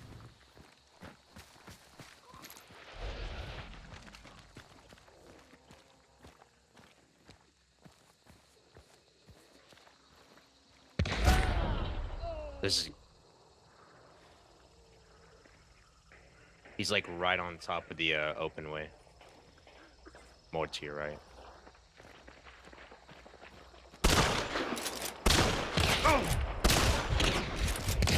Fucking suck. Brother, ew. Places I worked at, QA generally has no coding ability and are tasked with doing manual regression testing. Basically, they get a series of test cases they need to go through, and each test case has a written out set of instructions they just follow. If something doesn't match the case steps, then a bug is filed and actual developers are tasked with addressing it. So I personally wouldn't call his 3 years at this position game development experience. And if we look at the bullet points he has on his LinkedIn, besides one line, namely the design and create an automated system, there's nothing here that even remotely implies he was coding or doing any kind of development. I'm making this point since Jason often claims he was a game developer at Blizzard for 7 years, but his first 3.5 years didn't include any developer roles. Also, to address his if QA didn't do their jobs, games wouldn't be released argument, most games have music. If a musician doesn't complete the OST, a game can't be released. Does that mean they're now developers too? Just because you say something confidently in a deep voice doesn't make it true. Moving on to his next role, we have quality assurance hacks. Here he mentions he did some forensic analysis and detected threats. Also, something I'd like to note, all of his game projects listed here were coded using primarily the C++ programming language. This is a low-level programming language. This will be important a bit later in the video. As for the role, again, I wouldn't call this game development experience. This is more related to security work than game development itself. And from the bullet points, it doesn't seem like Jason was doing much coding. His next role for 6 months was test engineer. My opinions are pretty much the same as the previous role he held. Moving on, we have the next role as security engineer for 11 months. This one is interesting. Since the bullet points here notes he managed web application security, for those that don't know what web applications are, it means he was working on websites and not games. There's no mention of programming here or what tools and languages he used. But regardless, this is without a doubt a non-game development role and doesn't have any overlap with game development. Okay, next up he moves to another security engineer role for 3 months. Again, same opinions as his last job. Now, his last role at Blizzard was a red team member. Red team is a common IT term that just means someone inside the company that attempts to hack into their systems, either digital or physical. So Red Hat's basically trying to make hacks and show how they got access. So these vulnerabilities and issues can be addressed before real hackers can abuse them. Now, while Red Hat is offensive security and hacking, it doesn't always mean you're programming like you see with those green terminals and pics. If we look at the bullet points Jason has listed, we can see he did exploiting physical access controls and social engineering operations. Social engineering is actually one of the most common ways hackers gain access to systems, and it doesn't have to involve any programming at all. Social engineering attacks are something like the following situation. Let's say Jason in this example is a social engineer, and his target is a fellow Blizzard employee with access to the game servers. He could call them or email them from a legitimate Blizzard phone number or email and say he needs their account credentials. Normally, you would never share live in production account credentials, even if someone from your own company. But let's say Jason manages to convince the employee to hand the credentials over. Now Jason has a way to log into the system he shouldn't have access to. This is a social engineering attack. It's not technical hacking like most people think of. It's generally just being convincing enough and getting employees to hand over info.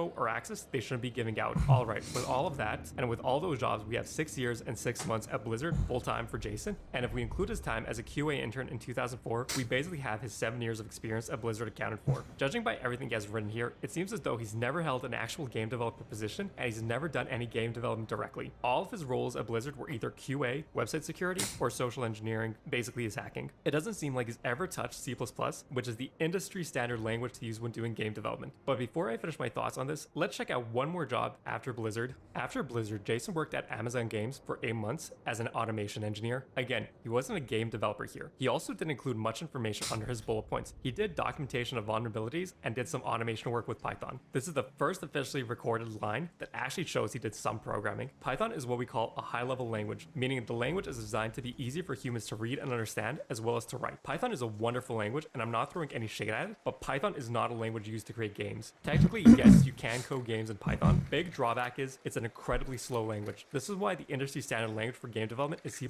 a low-level language that allows for incredible performance. The trade-off is it's a significantly more difficult language to work with. The reason I went through his job history so far and his programming language list is because Jason often claims he's a 20-year veteran of the game dev industry, and he was a game developer at Blizzard for 7 years. And he uses these claims to make himself seem like an authority and expert on game development and game-related topics, namely stop killing games. But from the looks of it, and in my opinion, it doesn't seem to me he's ever worked as an actual game developer within the industry, and it doesn't seem like he's ever done much program work in the industry either. I'm not throwing shade at any of the jobs listed.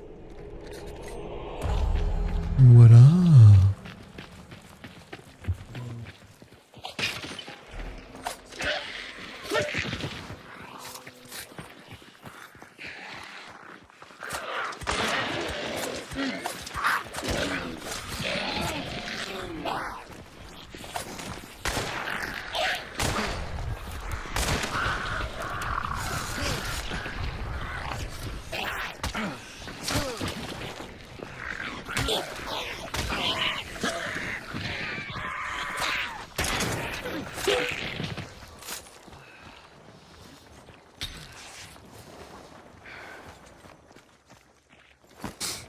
There we go.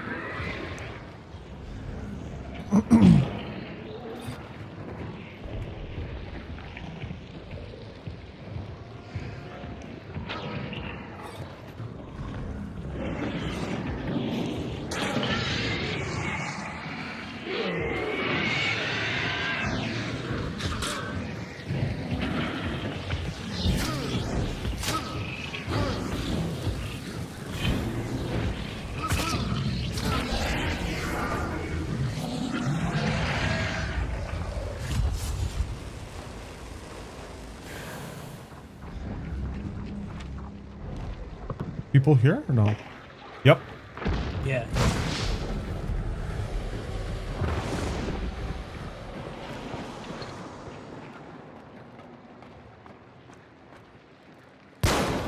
Upstairs. Oh, okay. Where we came from. Big staircase. Alright.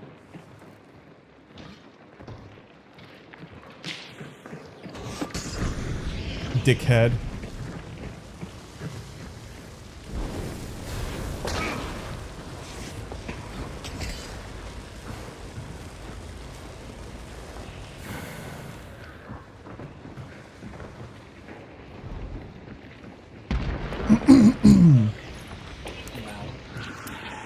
Did they just fucking kill themselves? I think so.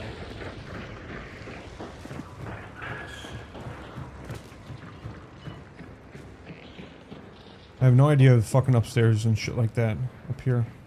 The sneaky Yeah, spots. Yeah. I heard him up here somewhere on the fucking roof. Yeah, watch the thing here.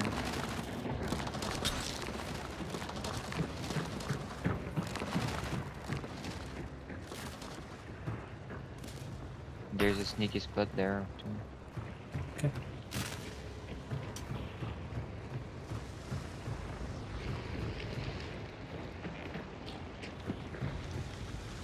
And they're setting traps over by me.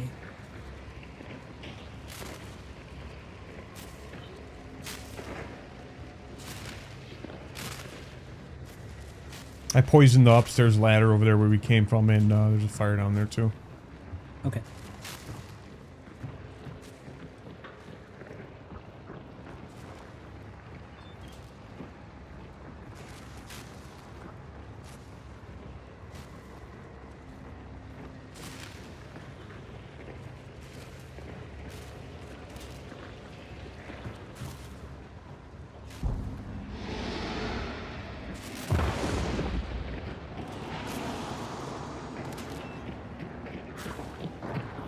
On the roof.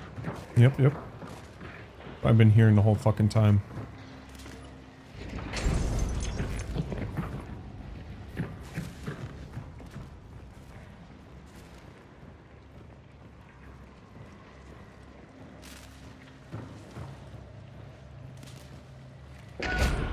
What the fuck? Somebody got me.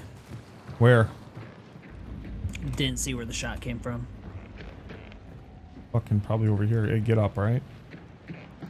Got him, I got him, I got him. Watch out. Oh, yeah, I see. Behind you, bro. It's for the fucking wood. What? Somebody maybe cheating. Or they're that good. I don't know if it's the fucking... Where the fuck is that?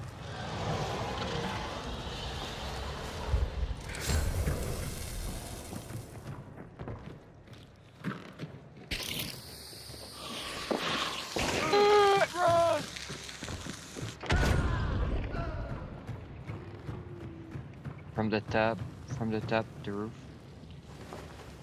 Yeah. Somewhere. Yeah.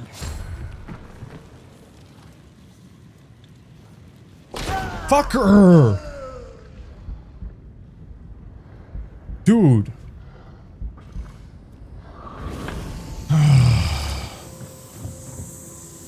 He's to that fucking door that's over there. Oh, there he is.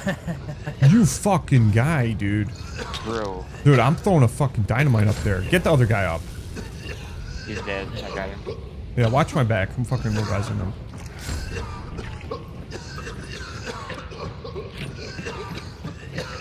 Alright. Good eye seeing that guy there. What the fuck? Oh my. Where was that? Same guy.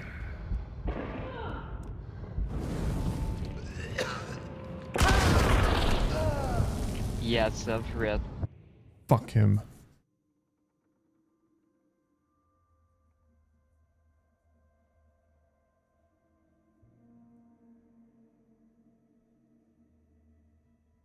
listed here so far. I'm just trying to be absolutely clear that none of this, in my opinion, as someone that has worked on game engines and done game development, none of this counts as game development experience, with a lot of his roles having absolutely nothing to do with game development itself at all. To help make this clear, here's another example to help everyone understand. It's like someone working at a hospital and doing payroll work, but because they're at a hospital, they claim to be a qualified doctor. It doesn't make any sense. Jason is making a giant leap with his "I'm a game developer for 7 years at Blizzard" claims. Anyways, let's go back to his LinkedIn and see what's next. Here we have that he was a cybersecurity specialist at Eagle Research Group. Based on Jason's stories, this should be when and where he was technically working for the government. There isn't a whole lot of information here, and with most of the bullet points being extremely generic. Since he claims this was government-related work, I think it's perfectly reasonable to assume he has NDAs, or he might not be able to give any specifics related to his work here. And then when I did that, I went to the United States Department of Energy, and I hacked power plants for the federal government. Jason makes a lot of claims being a hacker and has told a lot of stories, but I could never find anything to back up his hacking claims. So far, the only thing I found was he did do some social engineering attacks at Blizzard. Now, some of you might know about his DEF CON stories and his Mr. Robot claims. I'll probably cover those in a separate video. The reason is all of his DEF CON wins were done in teams of 10 people, never solo. And for his other hacking claims, there's only stories to go off of. To keep this video from being too long and off topic, I'll save his hacking claims for its own thing. Okay, his next set of experience is at his own company, also named Pirate Software. But before we touch on that, let's talk about his more recent job experience at Off-Brand Games first, as that's a smaller topic to cover. Off-Brand Games is a game publishing company founded by Ludwig and Jason. I'm not entirely sure if Jason is a co-founder or not. Jason claims he isn't, but most posts and Ludwig's posts talking about the company seem to imply he is. Whether or not he's a co-founder isn't too important. Jason's role at the company is director of strategy. From Jason's comments on the matter, he basically helps indie game developers negotiate contracts. Again, no direct game development work here. Also, fun fact, the very first game Off-Brand Games was co-publishing was Rivals of Ether 2. A game by the developer's own words was built this time around as a more live service game. Really makes you think why you might not want Stop Killing Games to succeed. Also, don't throw any hate at Rivals of Ether 2. They actually do have an end-of-life plan to keep the game playable and alive for the community after it ends. The same goes for the rest of the off-brand published games. Don't throw them any hate. Okay, we're gonna take just one more detour before we get to the Pirate Software Company. Let's check out Jason's GitHub and see if there's any code for us to review there. For those of you that don't know what GitHub is, it's basically the site where developers store their code bases and development teams can work together on a code base. In Jason's case, his code bases would be tied to his games. Okay, so here's Jason's GitHub account, and he has 0 public projects on his account and 0 activity for the year of 2025. Okay, the no public repos doesn't exactly prove anything, and you don't need to have public repos, but most active developers do have something at least. Also, let me point out, GitHub does have an option of having private repos, which are code bases not viewable by users not part of the team. But GitHub also has the option to show activity on private repos on your profile without leaking any private repo data. Again, this doesn't prove anything, but it's incredibly odd to see a self-proclaimed developer and hacker have 0 public code on his GitHub and 0 activity on his account. Let's try 2024, and there's nothing. Okay, 2023, oh, I see some activity, and it's bug reports. He has made 4 bug reports and some feature requests, 0 coding to review for 2023. Okay, let's try 2022. All right, I see 2 green dots. And again, it's 2 bug reports, no code to check over. All right, 2021, I'm feeling lucky, and there's nothing. Okay, 2020, he's applying to be a part of the live coders list. All right, last year to check, 2019, and his only activity is he joined January 13, 2019. Man, that was disappointing. Over 7 years of having a GitHub account, he seems to have done 0 public coding, with a grand total of 6 bug reports. Again, this doesn't prove anything too much, but most professional developers and hackers generally have something on their accounts, even if it's just super minor stuff like their settings for their favorite text editor or application. Jason could have a separate personal account where he does all his work, but the entire thing is just incredibly strange and unusual. Just about every tech YouTuber and streamer has a GitHub account with some random projects scattered around. Anyways, finally with all those positions and GitHub stuff out of the way, let's finally get to Pirate Software, the company, and Jason's actual game development start. Let's take a look at his game dev skills, his game dev execution. With all his bragging, I'm sure this is going to be an incredible story with no issues at all. All right, so his first game his studio published was a game called Champions of Breakfast. This was a game roughly built in 8 months in the Game Maker engine. This was the first game that Jason claimed had the unpiratable DRM, where basically the game's Steam achievements acted as a save file. I'll touch on all these points again in just a bit, keep them in mind. While I move to his next...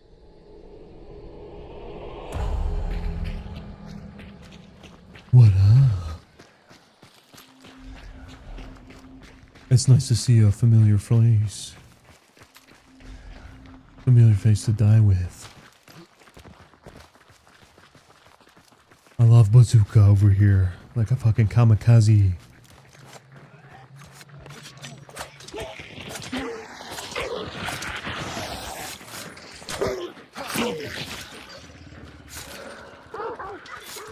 Motherfucker kamikazes himself like a fucking...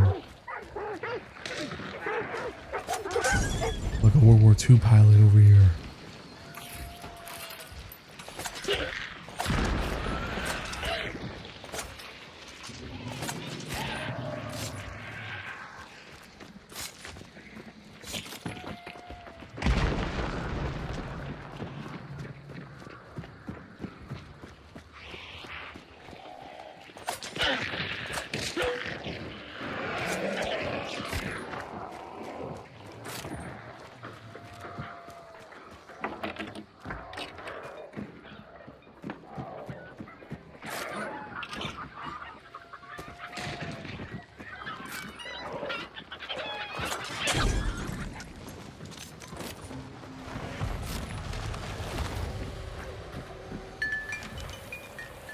Ooh.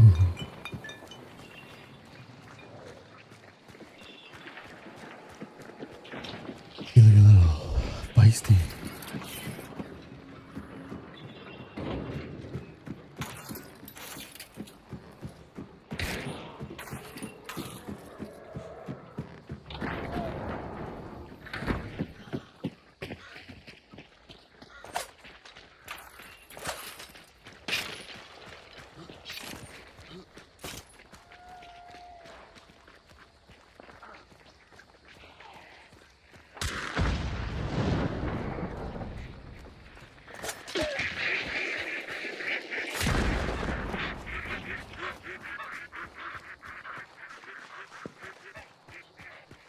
Make it loud, baby.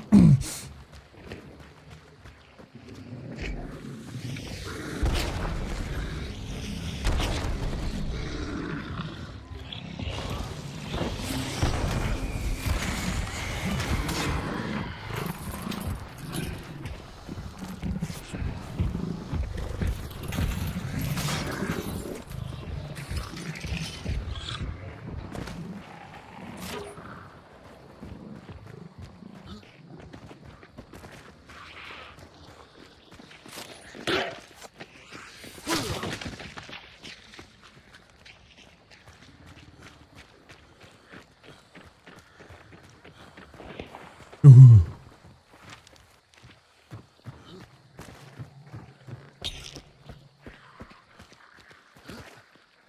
If you find meds, let me know. I need them.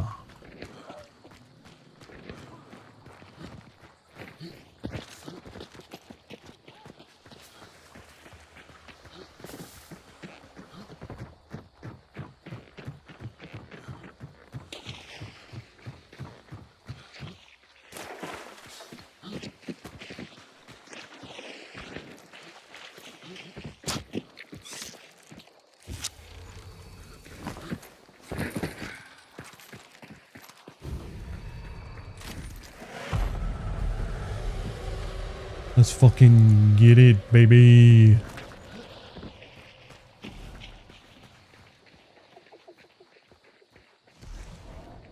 Right there.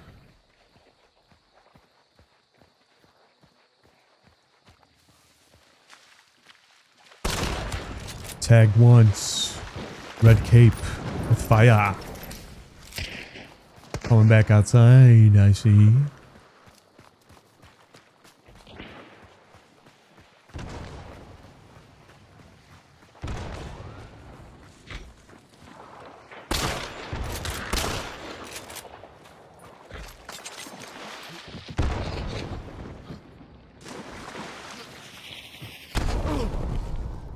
Nice fucking arrow. He was in the water with me. Went to the right. You're good, brother.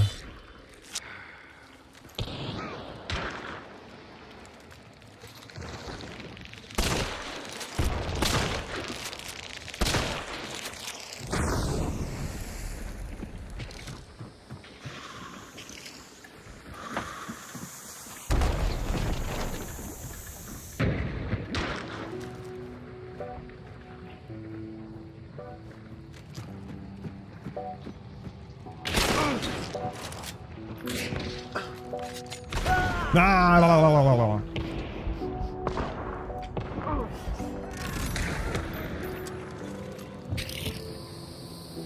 In that fucking window up there.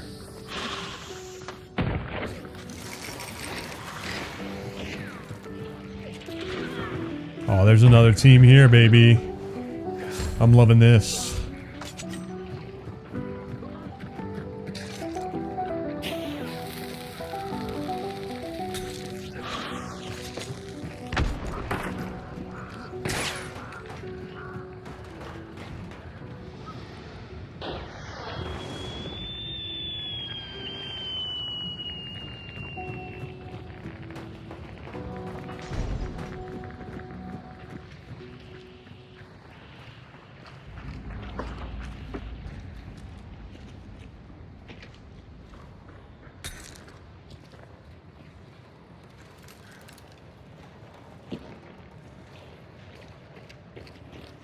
Cowabunga, dude.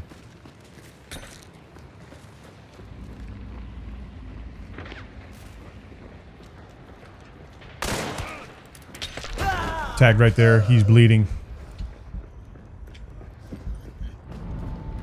Yeah, he went to the right.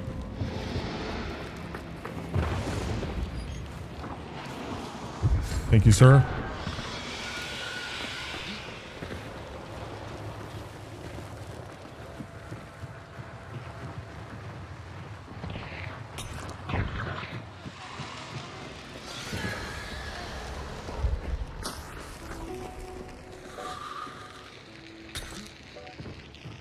I'm playing that music, don't worry about it. Definitely upstairs, huh? Let me toss a little granada. Oh, fucky, sucky. Coming up this way, I think. Right here to the left, watch it. Watch this shit. Granada. Ah, he fucking closed it on me. But I still tagged him. Alright, holy shit, we got 3 over here. 3 over here. 1 downstairs and 2 outside, and then we got 1 here.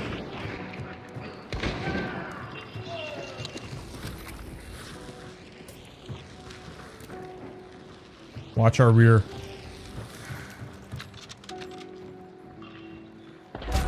Oh no. He went upstairs.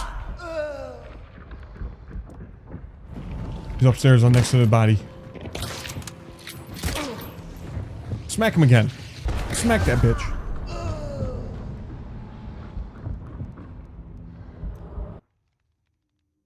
What the fuck?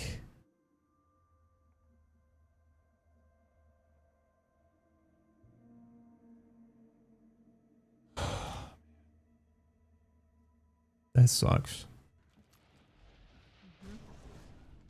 Down there. Down.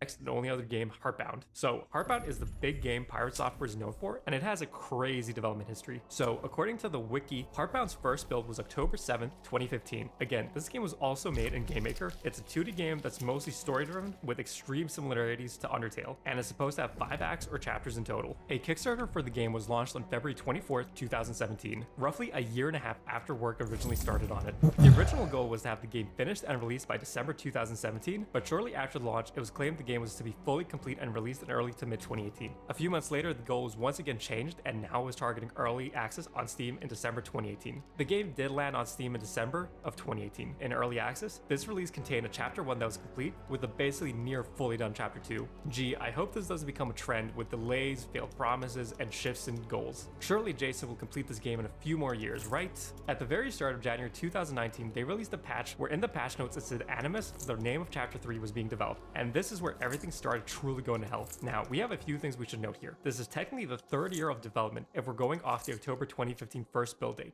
If we compare this to Undertale, Undertale completed development in 2 years, 7 months, with Toby Fox doing most of the development solo, with some help from Tammy Chang on art. Also, let's just take a quick look at the How Long to Beat site and see how much content Undertale has. Okay, the main story is 7 hours. With side content, it's roughly 11 hours. A completionist run is 20.5 hours. Okay, pretty good and respectable times for an indie game built in 2 years, 7 months. Heartbound, as of 2025, is still in active development. So let's take a look at how much content time they have. Alright, the main story is 2.5 hours. With side content, it's 3 hours, and a completionist run is 3.5 hours. The Pirate Software team has been working on this game for 10 years, currently more than 3 times as long as the Undertale team, and the Pirate Software team has 1 additional team member. Yeah, just think about that for a moment. Anyways, let's start diving through 2019 and Chapter 3 Animus development. For most of 2019, it seems like there was steady progress on Chapter 3 with various patches over the year, so far saying additional content was added. On October 2019, Jason tweeted that roughly 86% of Chapter 3 has now been completed. Then 2 years later, Jason tweets that Chapter 3 is now 92% done. So over 2 years, he made 8% progress on 1 chapter. 20 years of game dev industry experience, people,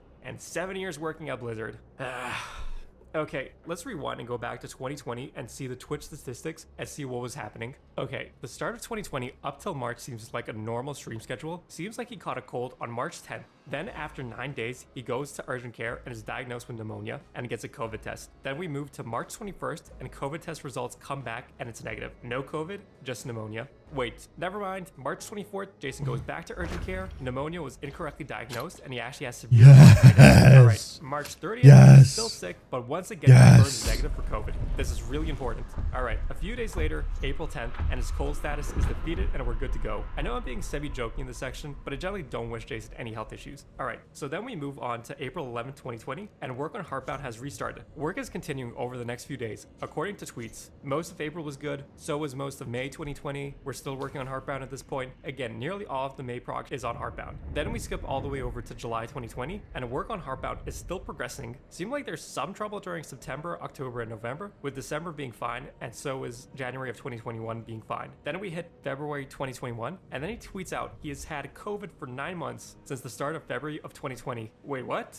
Jason was only sick in March according to his own tweets at that time period. And there's work from February from earlier, and there's proof he worked during April, May, June, July, and August at the very least, judging by his Twitch stats and his Steam announcements and patches for the game. It seems the only major slowdown of streams and work was 3 months of September, October, and November. Where he lost 9 months of time and had to stop development based on his tweets, I have no idea. I mean, it's not like he's going to change his story after this, right? Oh wait, there's this old tweet from November 2020 where Jason says he was recovering for nearly 8 months and couldn't daily stream or work. Let's look at the Twitch stats graph again and his tweets. He couldn't work during this period, but everything he posts during this time says he was working on Heartbound, and his Twitch stats confirm it. So does Steam. I mean, Jason wouldn't lie and change his story and opinions randomly, right? Especially not his loyal viewers and Heartbound fans. Let's skim the graphs and see what else we can see. Okay, 2021 minus the months of March, April, May, and June. His streaming is extremely good.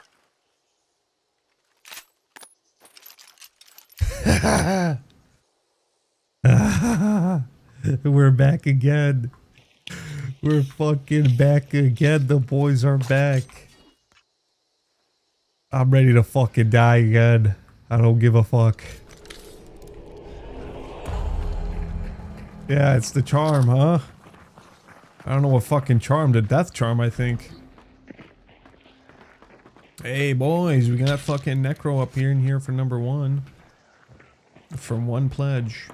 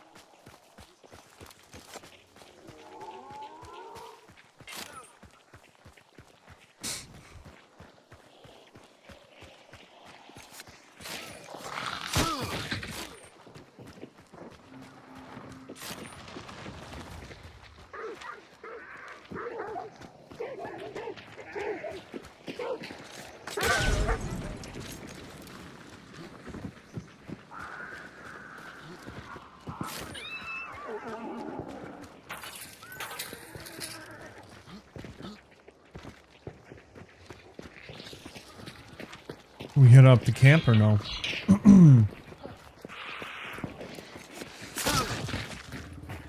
Got it.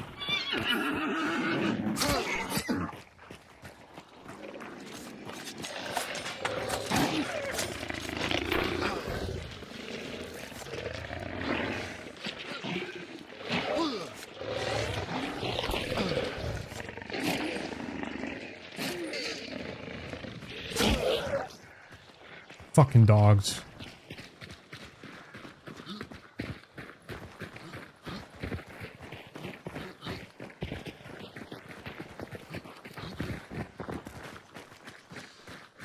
How many is that?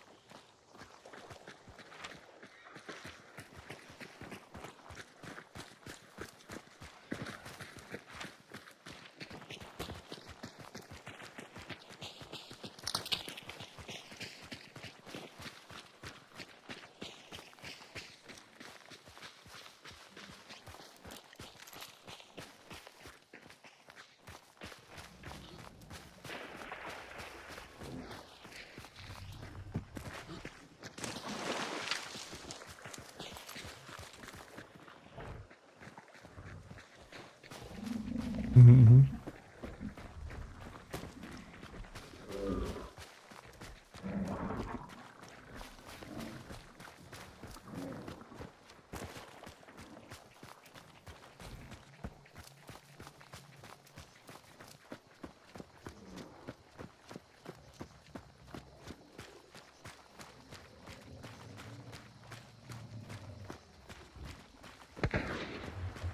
Good?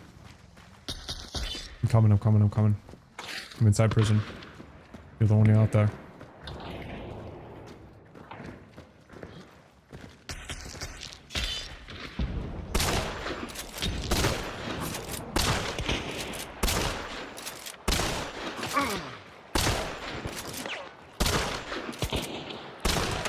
Dead.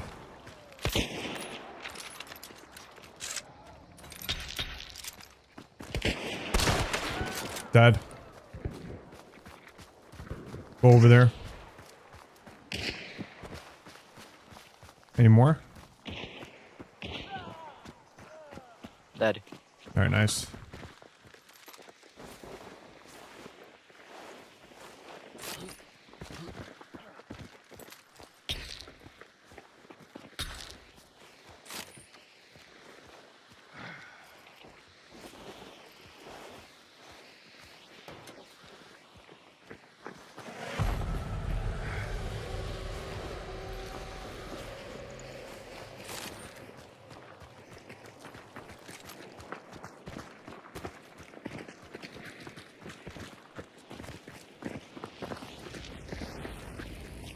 He's burning, alright.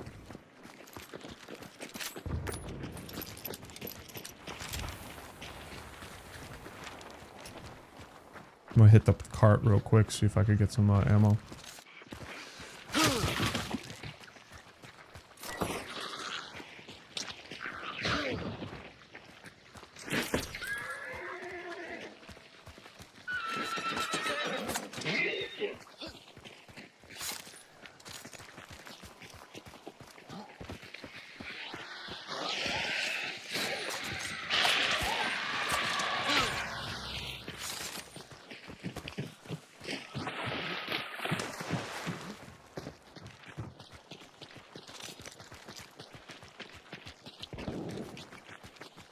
Yay, we're coming.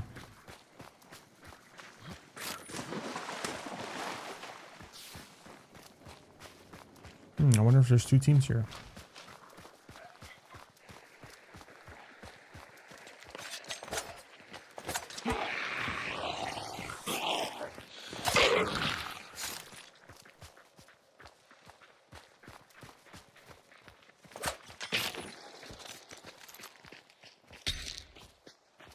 do you see over there? All special ammo? Nice.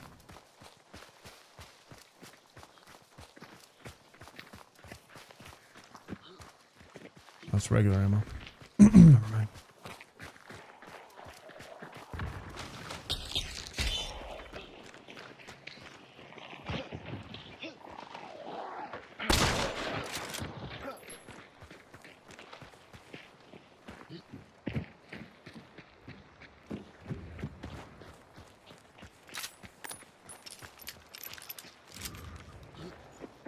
They're fighting, right? Yeah. We gotta get in there then, huh?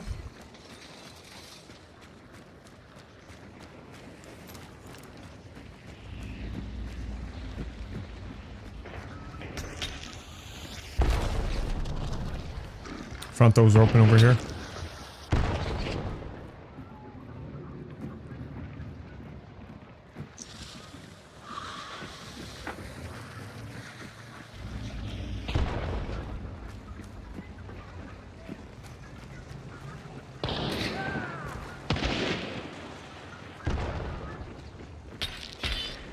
He's up in the tower.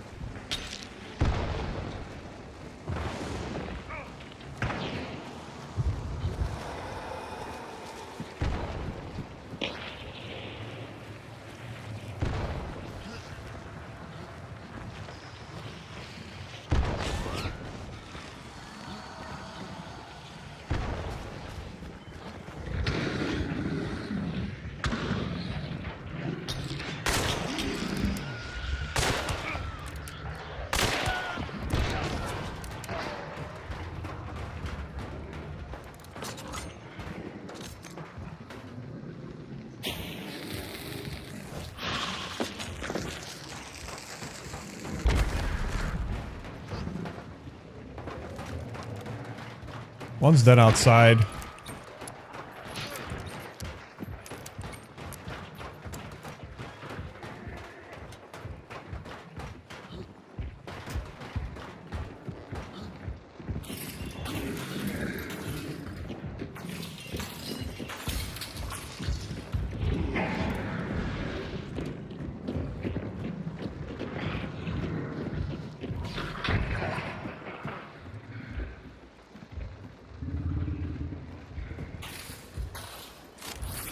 Is it clear?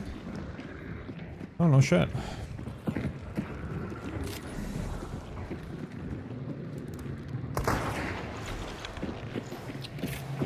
Yeah, lots of bodies.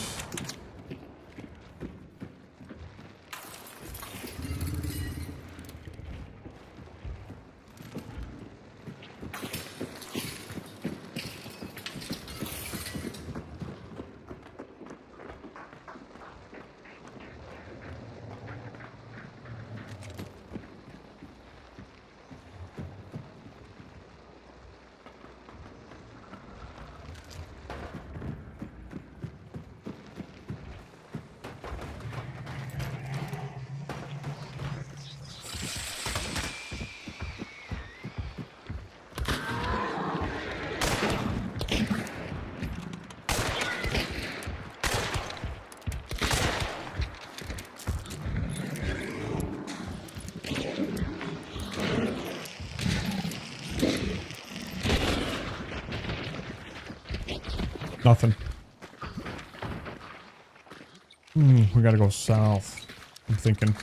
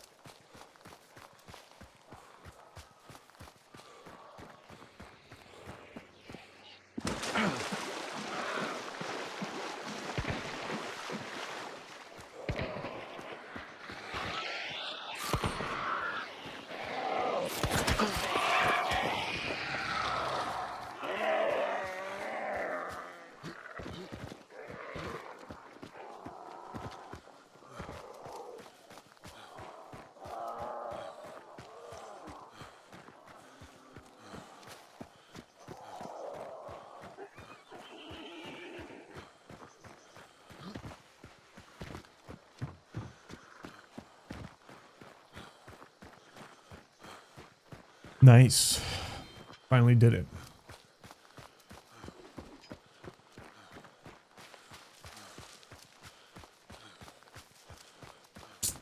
Yes, sir. GG's.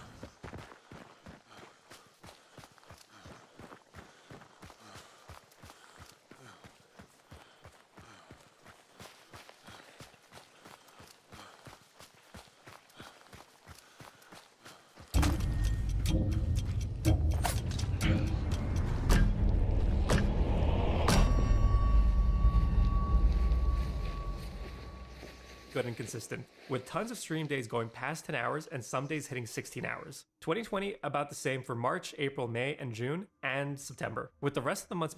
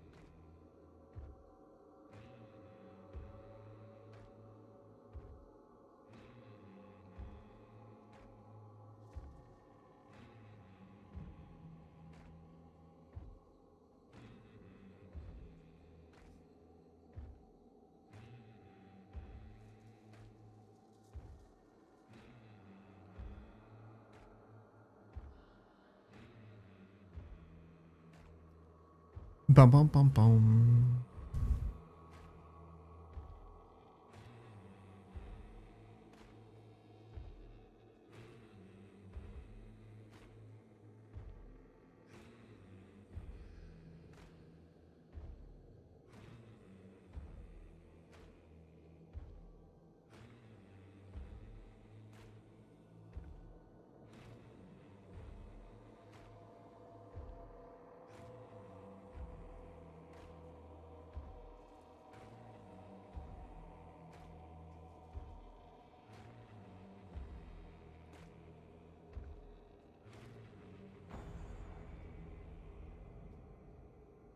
Ba-da-dum-dum.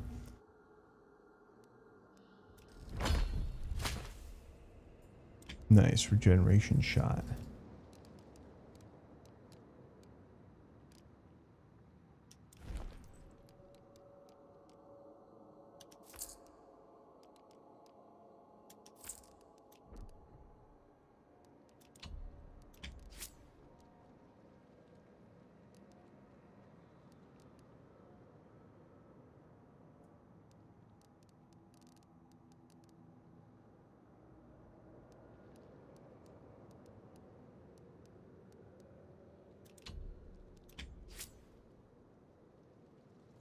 Being slightly less consistent, but still more consistent than not. Then we get to 2023, and this is incredibly consistent with the stream averages being 6 to 8 hours per day. Let's start diving back into Jason's tweets. So on June 2023, he catches COVID again. Okay, that seems to match up with his Twitch stats graph. Here there's a clear week gone. Let's see what Jason says in July. That was a hell of a thing. That's the second time I've gotten COVID. The first time took 9 months to recover. This one took probably about, I think it was in total about 20 days. So There is no point in time in 2020, 2021, 2022, or 2023 where he lost 9 months consecutively or stopped development for that period of time. He also in the clip claimed he got COVID twice in total, so that doesn't explain why there's 4 sections of gaps on development, since all these gaps are months apart and he only had COVID twice. Let's skip ahead to June 2020.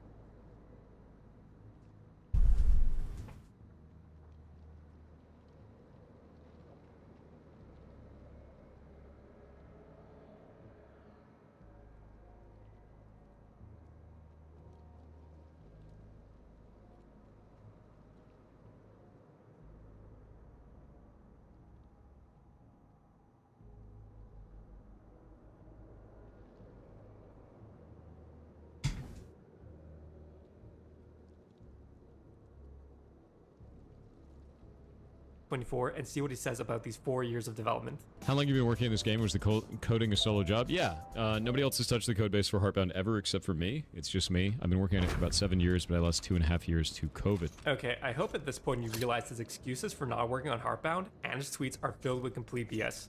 Once again, he stopped development in 2020, 3 months between September to October, where he had his first COVID period of inactivity. His second COVID was in June 2023. No matter how you try to arrange this and make sense of it, the numbers don't work out. Especially since we can see his 2023, he basically had a perfect stream schedule. And if we look at 2021 and 2022, there were only 2 gaps where he seems to be affected and they're months apart. Jason basically just decided to quit working on his game sometime during 2020 and has been making random excuses since then on why he hasn't made progress. Chapter 3 Animus, the reason we've been going through this chart started all the way back in January of 2019. If we look at the latest patch in 2025, work on Chapter 3 Animus is still going somehow. We have gone through 6 years of development so far, and Jason hasn't been able to complete 14% of Chapter 3. Seriously, what the hell? Remember, Undertale took 2 years, 7 months to finish the full entire game with 3 times as much content as what Heartbound is currently delivering in 2025, with 10 years of development time under its belt. To put this into even more perspective, let's look at Yandere Dev, a developer notorious for having no clue what he's doing programming wise, and spends the majority of his day responding to emails and maybe spending a few minutes each day working on his game. He makes more progress and more consistently than Jason does. Seriously, I'm not joking. Here's the updated list for Yandere Dev starting in 2020. Yandere Dev has made more progress and more consistently in that year alone than Jason has in the last 5. We just might be living in a timeline where Yandere Dev finishes his game before Jason does. And yes, I might have gone slightly crazy trying to plot 60 years. Yo, fella! Yeah, what up, dog? Back at it again. Remember me? Yeah, you don't think I didn't, dude? I actually won my last one. Alright, we'll get it this time, okay? Alright, dude. You better. I got a better arsenal this time. Worked as game engine and tools developer on Helldivers 2, I've always had a special interest in YouTube's gaming and game developer community. While learning C++ programming, I watched Cherno. Danny was my go-to for game design. And for math and physics, I just smashed my head into a wall. However, one I always avoided was pirate software.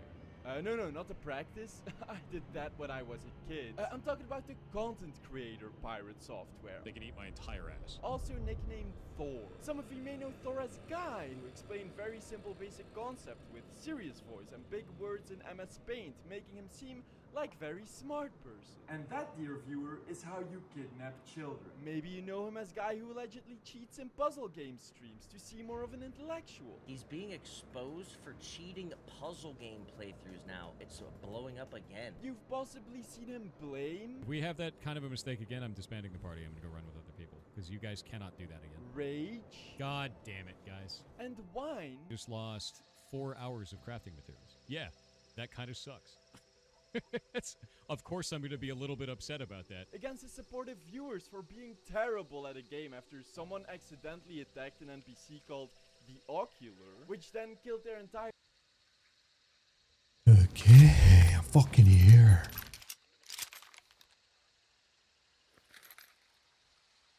I'm fucking here. And my boys are back. I'm here. Remember me? Yeah, how'd you die again? Oh yeah, it was a nighttime map and we almost fucking wiped that squad. Yeah. We got sandwiched hella. Yeah.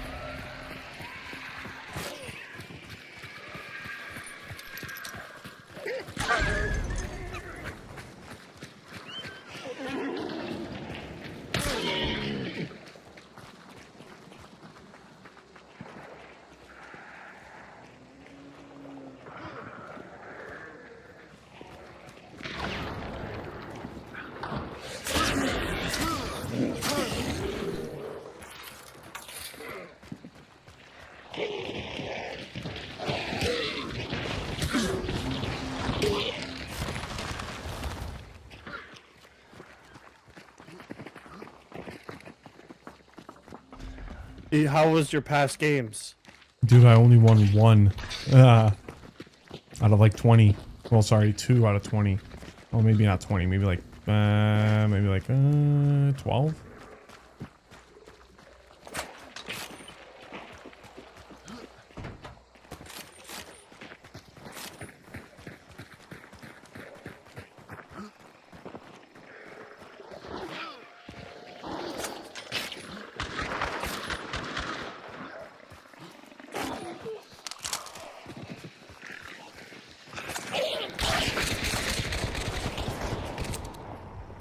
Well, there goes our sneaky. A sneaky beaky.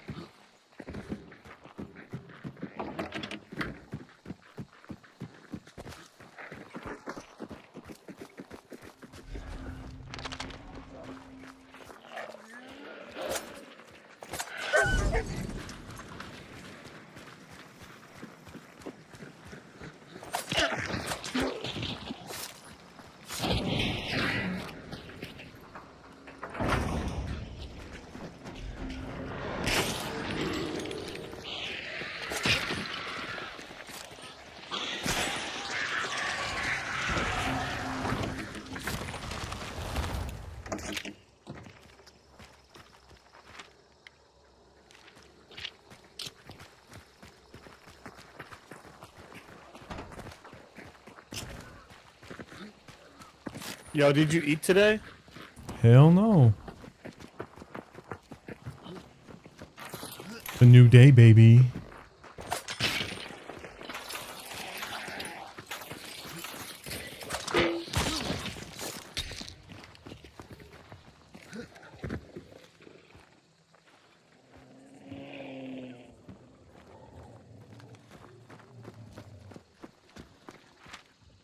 Oh, our guy's fucking going way the fuck out there. Gotta follow him. Do you have your weapon set to load or middle What do you mean? for your when you aim? Oh, I don't know what the fuck it's set to. Whatever default.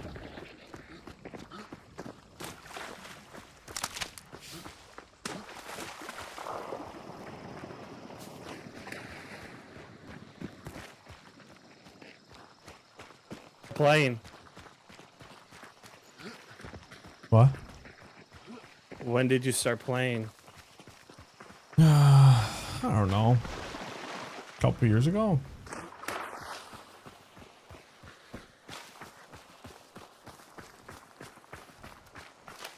Definitely not new.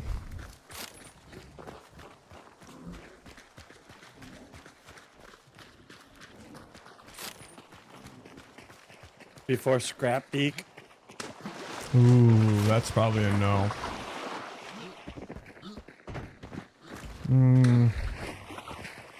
I know Gator, I was playing that time for sure.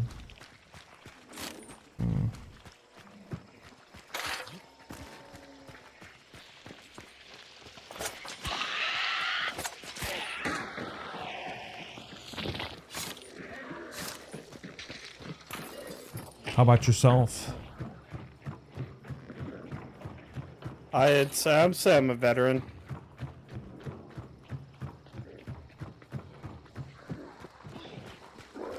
Used to play on the PS4 on this game, but couldn't transfer anything, so I had to start fresh. That's fucking stupid.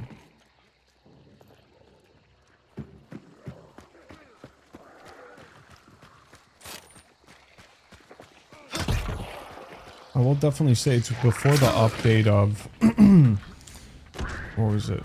The fuck?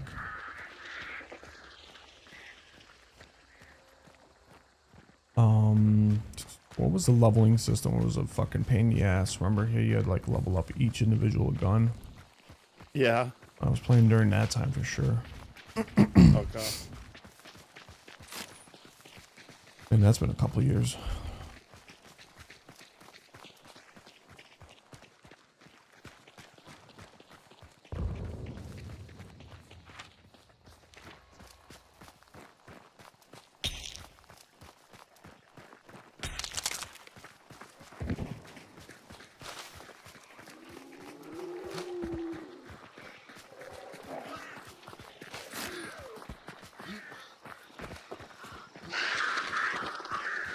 Nice. Nice.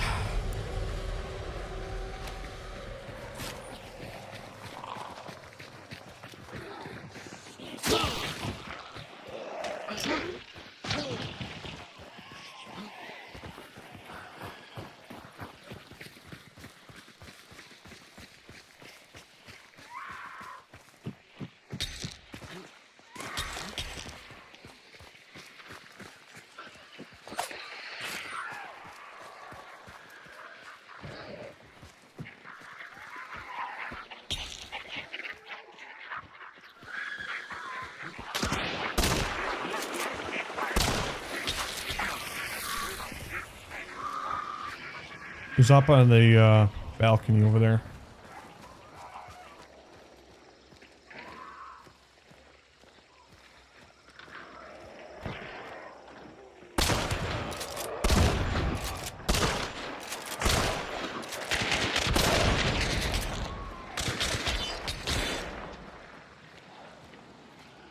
Tagged one on the balcony.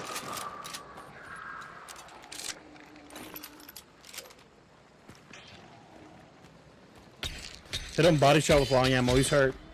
Okay.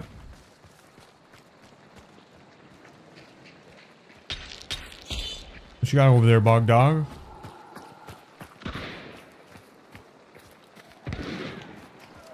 Another team, I guess.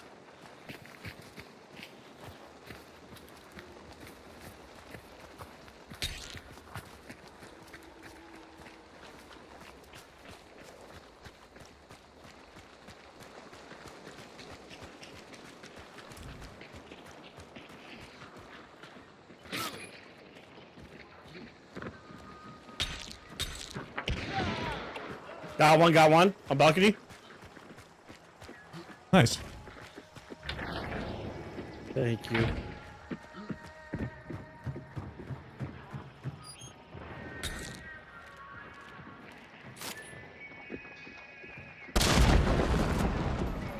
Killed one with a fucking fire barrel. Nice. Nerd. Good shit.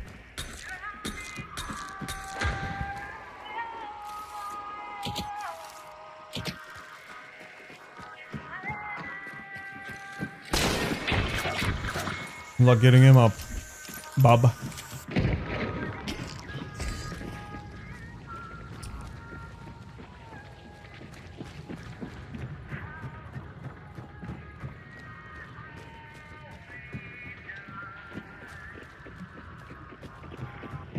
Oh, someone got rezzed, I think.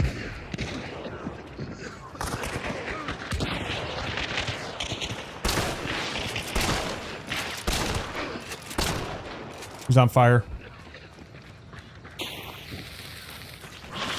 Behind you, behind you. Fuck yeah. Throw dynamite. Tagged him with it.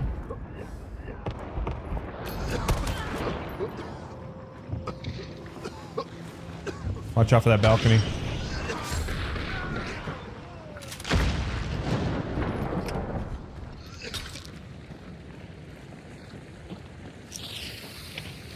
I'm throwing a nade up at the balcony, so watch out. Ow.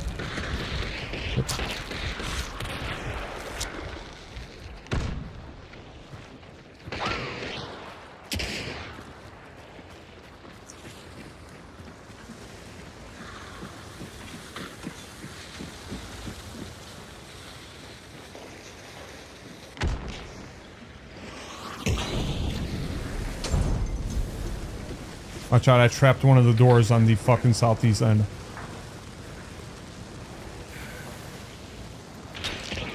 Right there. Nice.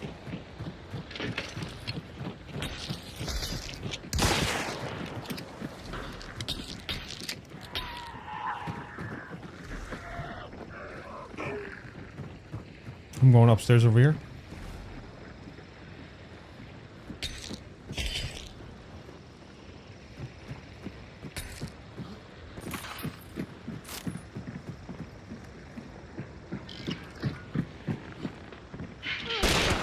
Killed another. Over here. Got the bounty. And that's how we do it, boys. Map to clear. We clear? We clear? Clear, yep. Got it. I put the bear trap down. She opened the door, went out, and I tagged her. She died. Ha!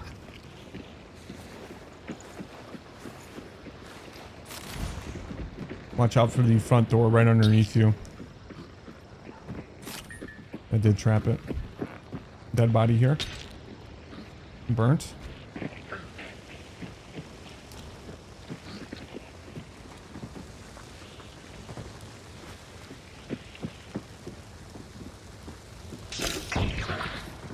Oh, I actually tripped it.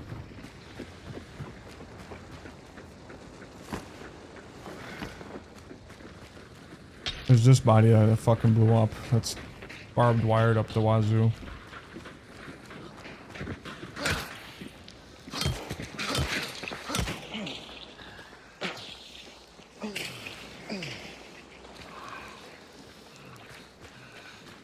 What about that ninja guy? Was he burnt? He's right there. The fuck? Oh, that's you.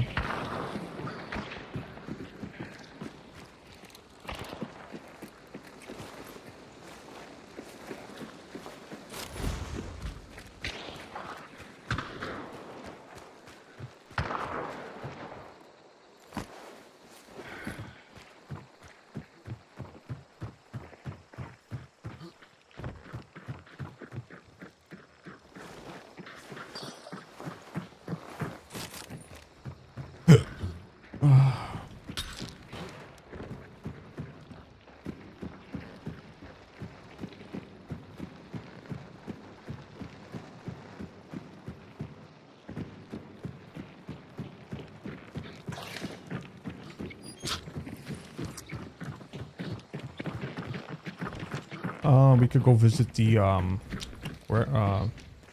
the camp. I know. The hideout? Yeah.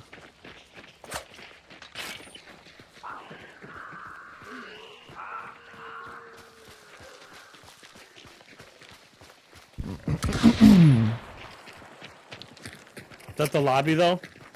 I think so. Okay. I would assume so.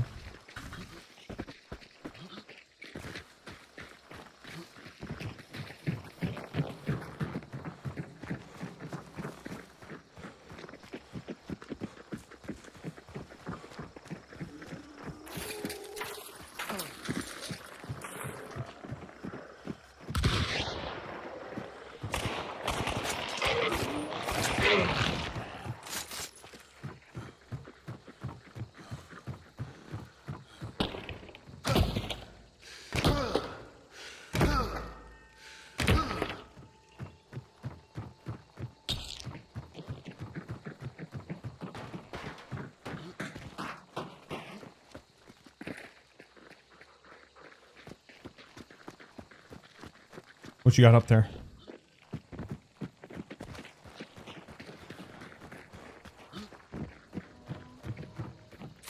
Ooh.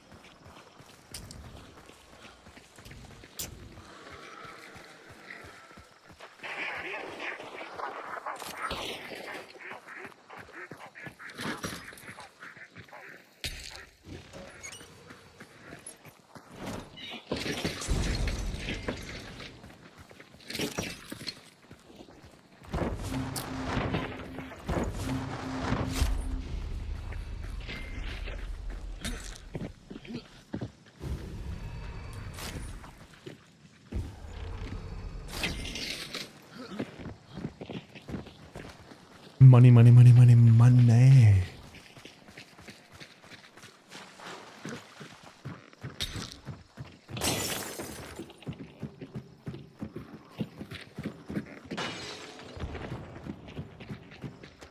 Yo, did you get the more money? Mm-hmm. Yes, I did.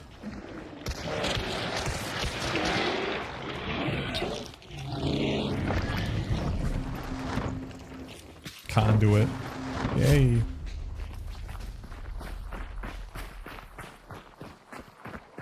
Paul. Ooh, do we need 3 points for this one?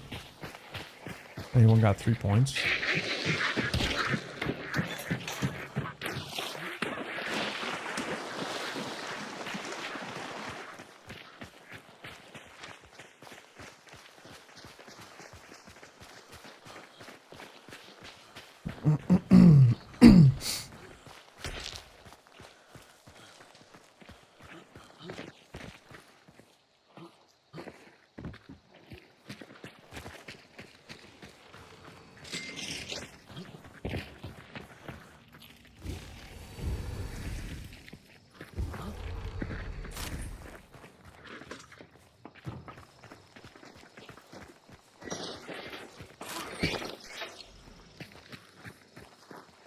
You got any more marks? No, I have enough. I don't.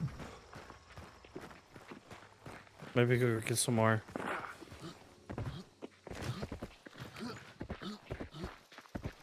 You just gotta get kills, right? We just gotta get kills and points. No, we gotta get points. I think your is, I don't know, a point? Oh, it's just random. I don't know. I have no idea how to get one.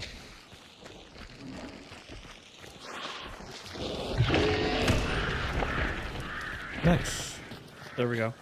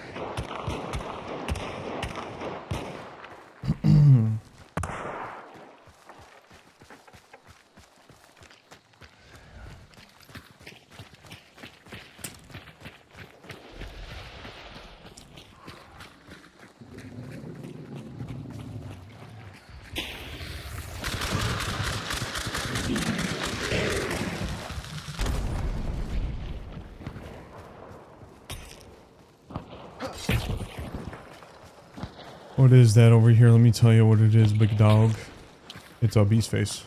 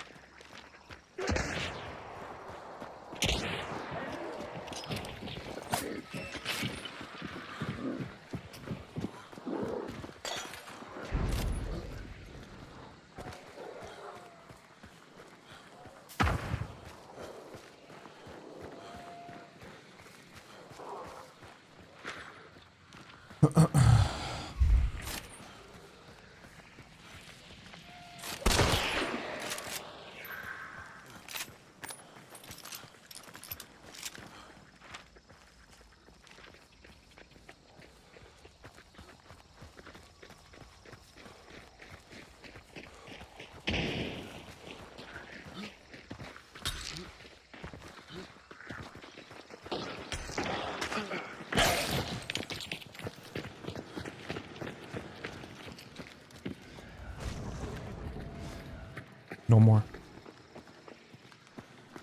Anybody want to trade guns? No. Why?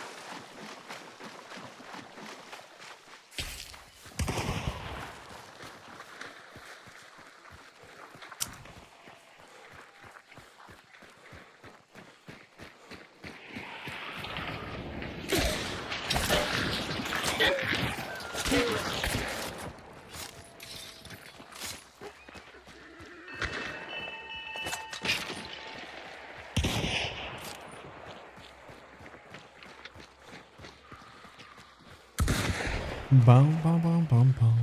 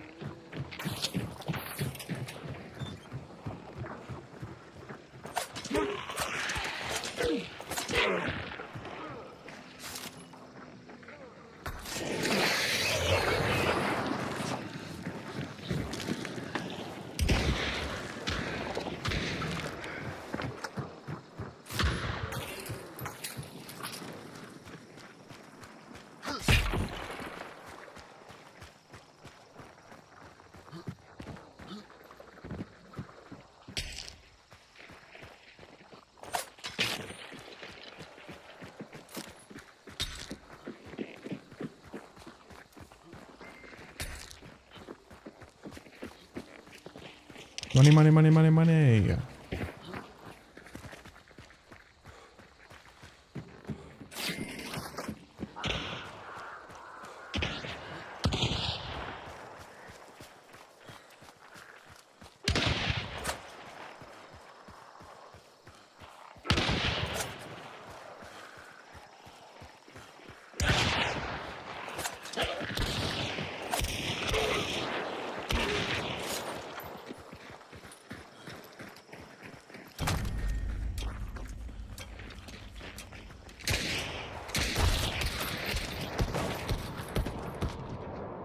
Nice. Good game. We did redemption. We did.